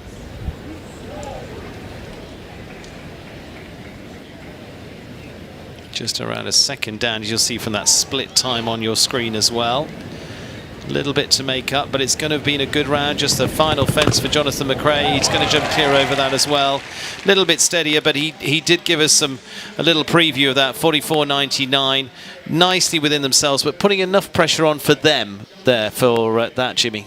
I think a horse with this level of experience, I think Jonathan thought probably he should do 9 to that Liverpool. That's a big oxer. You don't want to get in trouble there. So he did do the 8 from the first 2 jumps, but I think he thought, let me do 9 here and try to be quick everywhere else. Good round from Jonathan McRae. He'll be happy with that. Yeah. The horse jumped beautiful 2 rounds. Marilyn Little keeps the lead, 41.92 with La Contessa in the very early stages. Andre Thieme now, the former European champion, and a pair that won the Aachen Grand Prix. In this sport, that's looking at the equivalent of Wimbledon. There is a wonderful pairing together. Now, DSP Chikari, the mare that's been off the road for 12 months or so, but now back in fine style, jumped very well up in Ocala, then has jumped superbly in the first round here, showing they've still very much got it. And now he can really test what she's got. He's starting with a good slice across the first, Jimmy. Yeah, he got the 8 almost too easy. Get inside 8. 8 again. Now he's got to look right. Come on. Caught that beautifully out of stride. Whoa, whoa, whoa. Almost put a little bend in the 5. Now get. Oh, that was a shame.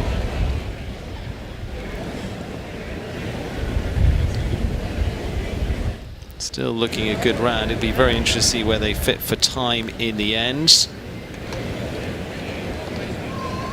41.92 from Marilyn Little. He's not going to be far away from that. He's going to be a little bit beyond it at 43.25, a little bit further than I thought, actually. 4 there for Andre Thieme, DSP Chikaria. Started with promise. It was a great round. I think when he jumped the double, she got a little wiggly on him. Yeah. Coming to the pink vertical, and I actually thought for a split second it was going to work to his advantage, but she got a little shifty there to that pink. Very, very tight on this double, and here we're going to see the line right here. She just drifted off to the side. Yeah, and then just has it down in front. Riley Hyler in the probably biggest position she's been in a Grand Prix so far, the 26-year-old. Finished one at the Hampton Classic, but that was back last September. Kurt Hyler of Boston's Boris Chloe. What would your advice be at this point, Jimmy, for a young star? You know, that's tough. You know, I know if it was my son, I know I wouldn't have any advice. He'd say, I want to try to win, Dad. So, you know, this girl, I think she's just happy to be here with all the big guns. And I think she's just riding her round. She can't really let what happened before her or what's yet to come affect her ride.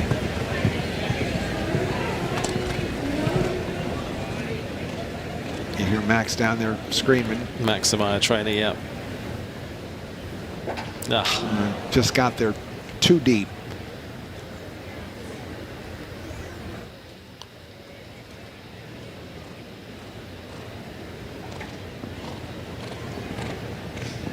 Coming home on the 4th, Riley Hyler and Boris Chloe, but like I say, one of her biggest spotlight moments so far. A lot to build on there for the young US rider. 48.53 is the time. Jimmy, she's got a lot of good stuff to take away from today. She's got to be excited. I mean, this was a big class. In my opinion, this is the biggest 5-star we've seen down here so far. Coming home with a clear in round 1, and okay, unfortunately, she got a little deep to the Rolex Oxer, but she's got to leave here very excited tonight, and she knows she was too deep to that Oxer and just didn't get away with it. Laura Crowd now, one of the best the US has produced. The Cherry Knoll Farms at Biscayne, the winning combination of the Dublin Grand Prix last year. They won out in Thermal in California back in December as well. She's an Olympic gold medalist, multi-silver medalist, including Paris in 2024. Grand Prix here, winner here, many, many occasions as well. Door is open, Jimmy. It sure is, and she's got an unbelievable program and group with her. You got Nick Skelton on the ground and her sister Mary Elizabeth, who's been with her from the start.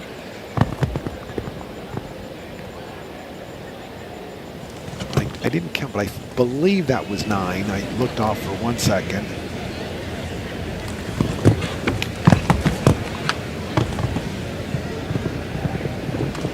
Now she's got to run. Go, go.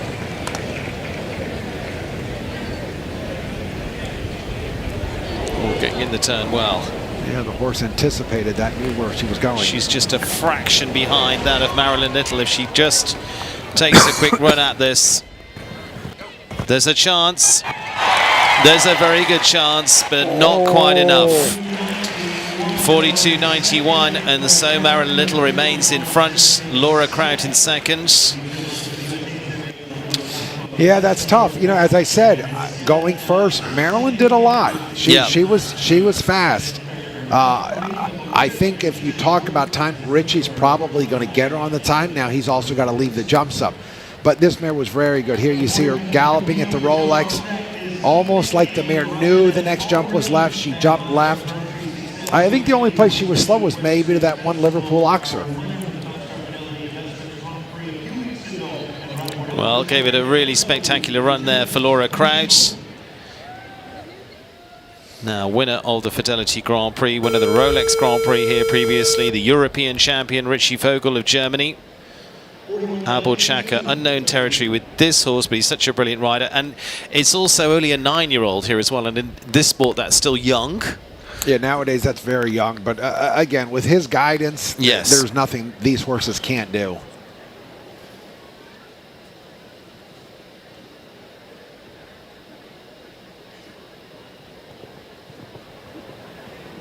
Now looking for his second Grand Prix win of the season. As we said earlier, he's got such steely focus. Starts off and let's see if he can go with his usual style, because if he does... He did 7. 7, 1-2. Wide 8, so he's already going back left to right. Oh! Now get it back.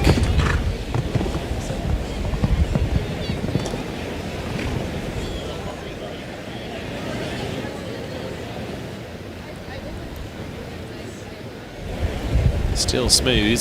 He's obviously going to be on the 4.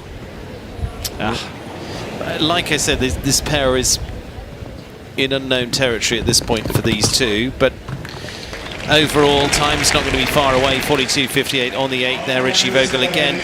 Richie keeping calm through that point. You see he then just says, okay, let's just keep cruising, and actually amazingly kept the rhythm there. Yeah, here's a replay. You know, maybe he got there a touch early in the 8. He ended up doing 7, 1-2, which then really opened the stride up, and maybe got there just a little early in the 8, and the horse sort of double pumped through that Oxer. But like you said, Richie kept his cool, jumped the double, and it looked like he was coming home on a 4, and then just a light touch on the blue. But, you know, again, that horse hasn't jumped at this level, big classes, but, you know, you're jumping for $500,000, you got to take a shot. Taking a shot now for Australia is Tyser Owen after a superb clear last week. Another one this week for Mike Smith. This is our Olympic ride in High to be for the Australian. First of 3 left to go here. Still Dara Kenny and Ben Mayer. And you know, for Tyser, she'll take a run at this. I don't think she's going to have the pace to hold off those two that are coming yet. I still think it's going to be a full-on boxing match between Dara and Ben at the end. However, it would be pretty amazing to win as an owner 2 5-stars in a row. That'd be wonderful for Mike Smith. That would be great for Mike. He's been a huge supporter of the sport for so many years. So come on, Tyson. She's going to give it a go.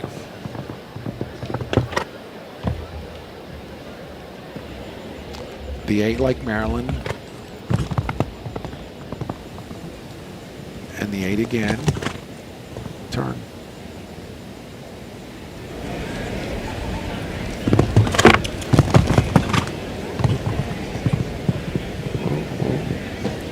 She got away with a couple rubs. Keep running now. Come on, Tyson. Bring it home for Mike. Good spin back. She's still clear. She's faster. Tyser Owen, high lead to be.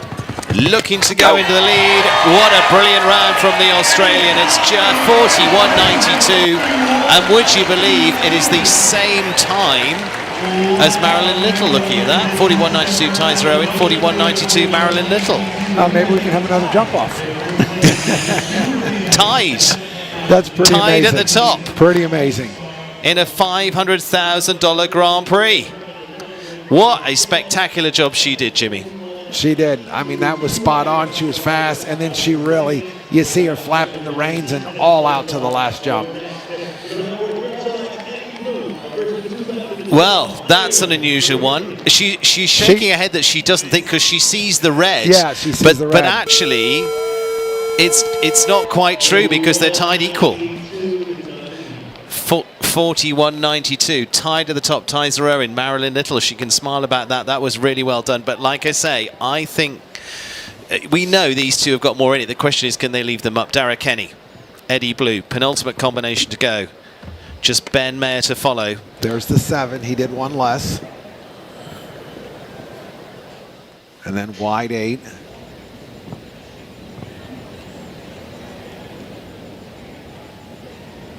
They're probably even at this point.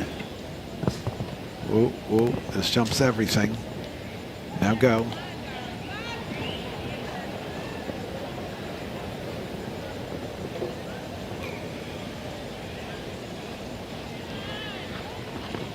I think he's got her. Dara Kenny's the last, potentially to take the lead. I think he just could scrape a second off this now. Yes, he does. 41.77. Mike Smith up there watching after the brilliant round of Tyser Owen. She'll go equal second with Marilyn. Actually, this would be the second Grand Prix of the year if they stay where they are, that Marilyn Little stays equal second, because she tied with Tana Korotkin on the Southern Arches Grand Prix as well. Pretty amazing. But Dara Kenny now in the lead. Eddie Blue. Jimmy? Yeah, we expected that. As you said, Yes. She's got 2 fast riders behind her, and we had Dara. We sort of expected that to happen, and now you've got Ben Mayer. So, you know, maybe they can drop down another spot, but I don't know. I think Dara did about everything that could be done. There is just the tiniest fraction of a chance for Ben Mayer, the world's number 3. Dallas Vegas Batty for Charlotte Roster and Pamela Wright. Last to go in tonight's Bainbridge Company's Grand Prix. Time to beat 41.77. So Tyser Owen and Marilyn Little tied. Can't believe Marilyn is tied again. Ben Mayer last to go in a 5-star here tonight. The world number 3, the 3-time Olympic gold medalist.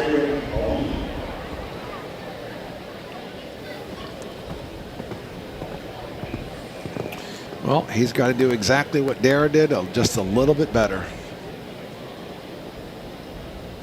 Sounds easy. Now, cutting at the first. Yep, he does the 7. Oh no, he chopped in 8 at the end. Oh no. So it's going to go Dara Kenny's way.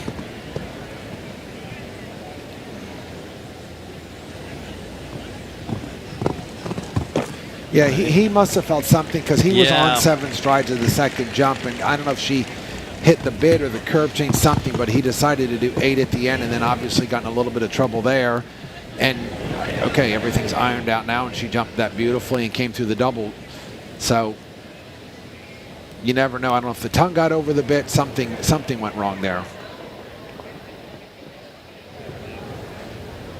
Coming home on the 4 for Ben Mayer, possibly going to put them in time as well, unfortunately for them. Leaves the last up, but not to be this time for Ben. It's Dara Kenny who will be our winner. We're going to have equal second with Tyser Owen and Marilyn Little. Laura Kraut to finish after that into 4th there.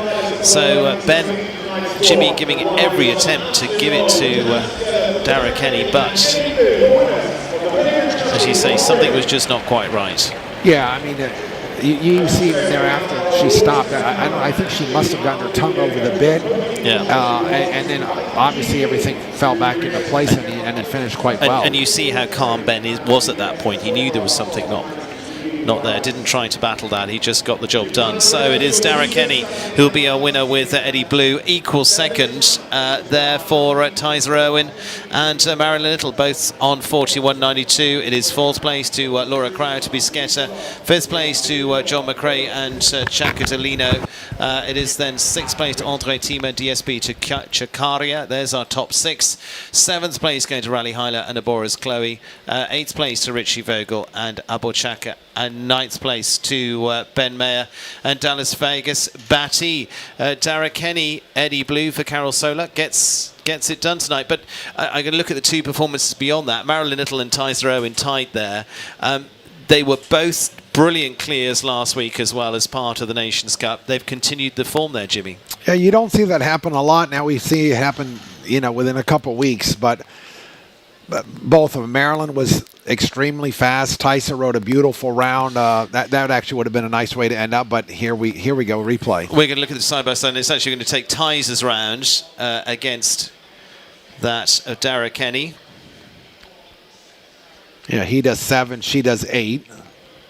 Which was the same for Marilyn, wasn't it? Because we're actually comparing Marilyn's round in there as well. Exactly. And then again, he leaves the ground there. A good stride early. They both galloped to this Rolex quite good, I would say. Yep, she made up the time there. And then Dara was tighter here to this vertical. They're really close at this point.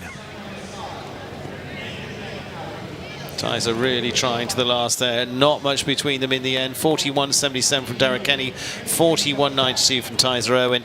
It was a tiny fraction, both, and again, I should say Marilyn Little because she was on the same time. Yeah, that was close. The only place, okay, Tysa did 8 from 1 to 2, but then she did get ahead of him, and they were coming home neck and neck.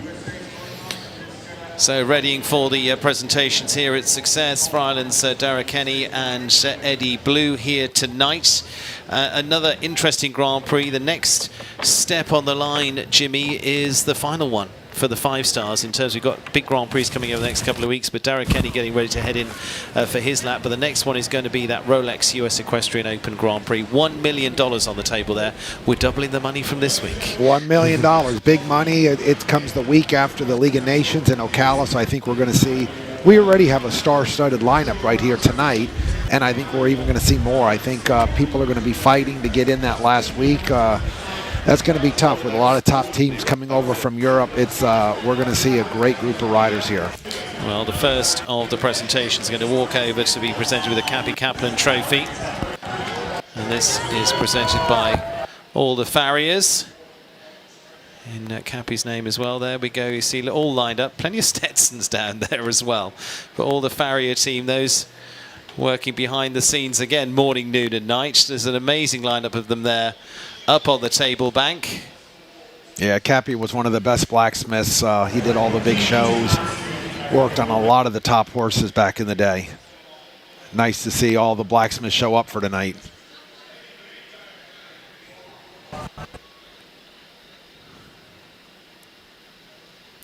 Smile there from Dara Kenny, quite rightly so. There, all the farriers, thumbs up from them. Now picks up the canter for the victory gallop.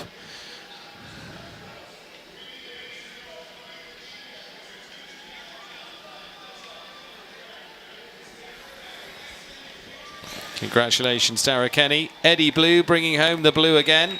And another masterpiece by Alan Wade. Yeah, absolutely. Irish rider winning over the Irishman's courses tonight. But both the best in their business at their jobs as well. Two absolute brilliant technicians at what they do. Absolutely, absolutely.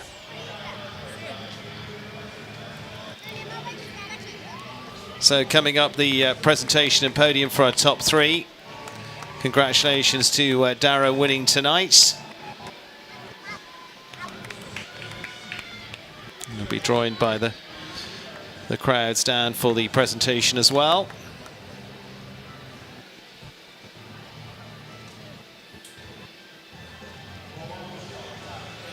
And receiving a few carrots there from sponsored by Mainstream. The Mainstream Munchies down there.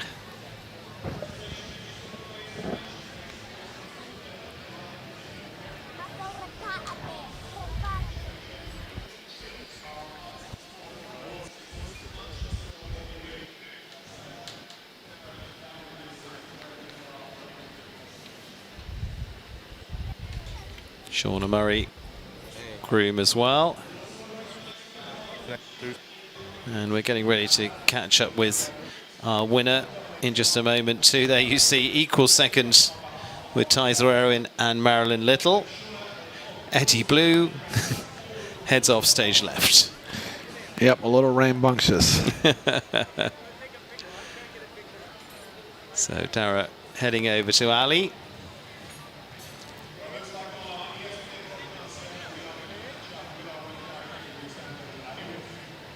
So let's go and catch up with our winner. Congratulations, Dara Kenny. First off, huge congratulations, Dara. What a win, this $500,000 Bainbridge Grand Prix. Where do you think you sealed the deal? I was able to do 7 1-2. He has a massive stride, and so I was able to do one less than the rest of them, 1-2, and that's pretty much what did it. The rest of it was probably the same as everybody else, and he jumped great. You know, he's such an incredible horse. He's, you know, all the time he jumps clear. He tries his guts out, and I'm just lucky to be able to ride him. Now, we know you missed a few of the first weeks of circuit, but do you think that was actually helpful in keeping him and yourself fresh during these long weeks? Yeah, for sure. Like it looks like that now, anyways. Like he feels in brilliant form. He's fresh. He's great. All my horses right now feel fresh and feel happy. So I'm just really happy they feel so good. Well, we definitely heard Carol was thrilled and excited, and we want to congratulate you and your team. That was what an amazing accomplishment. Dara Kenny, and congratulations to Carol Solak, owner there as well.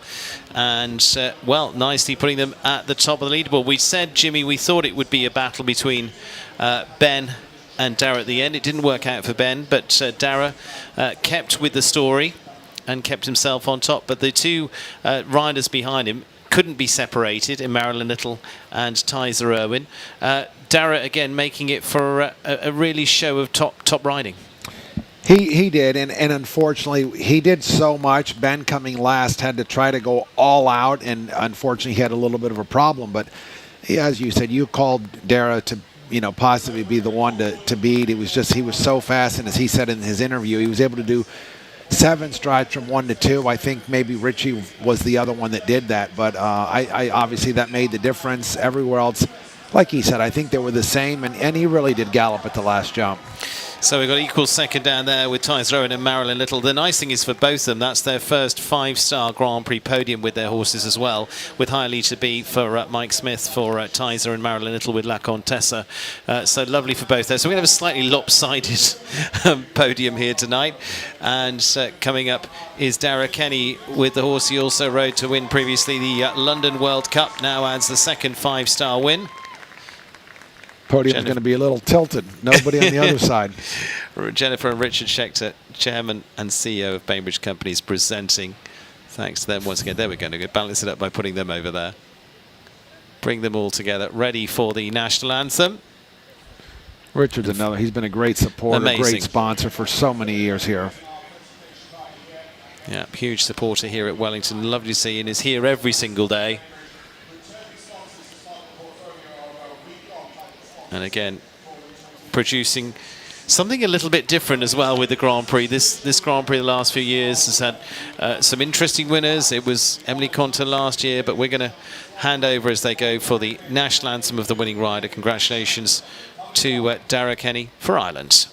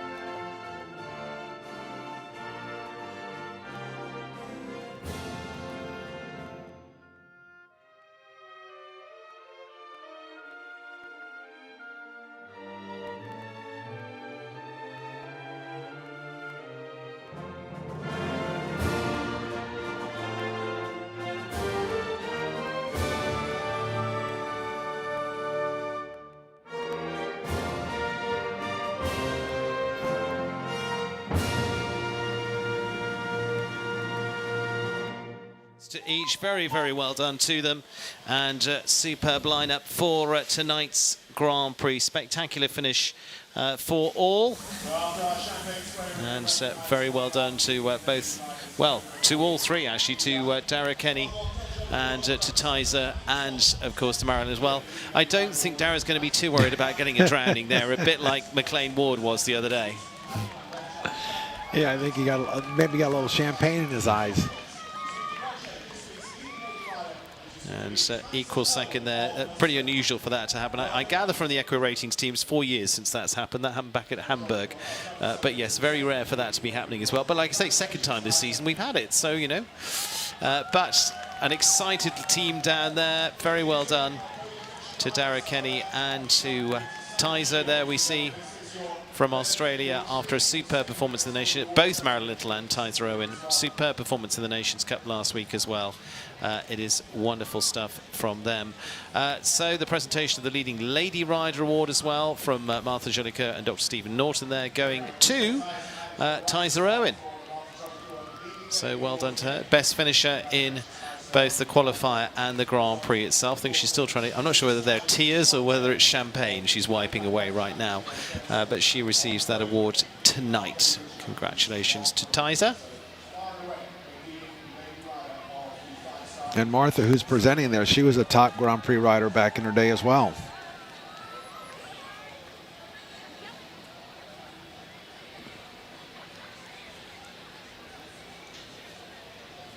Lots of smile and delight down there too.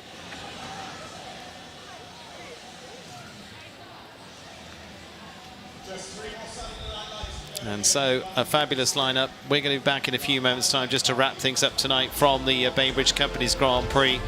And certainly full of lots of stories and excitement here tonight. We're back in a few moments' time.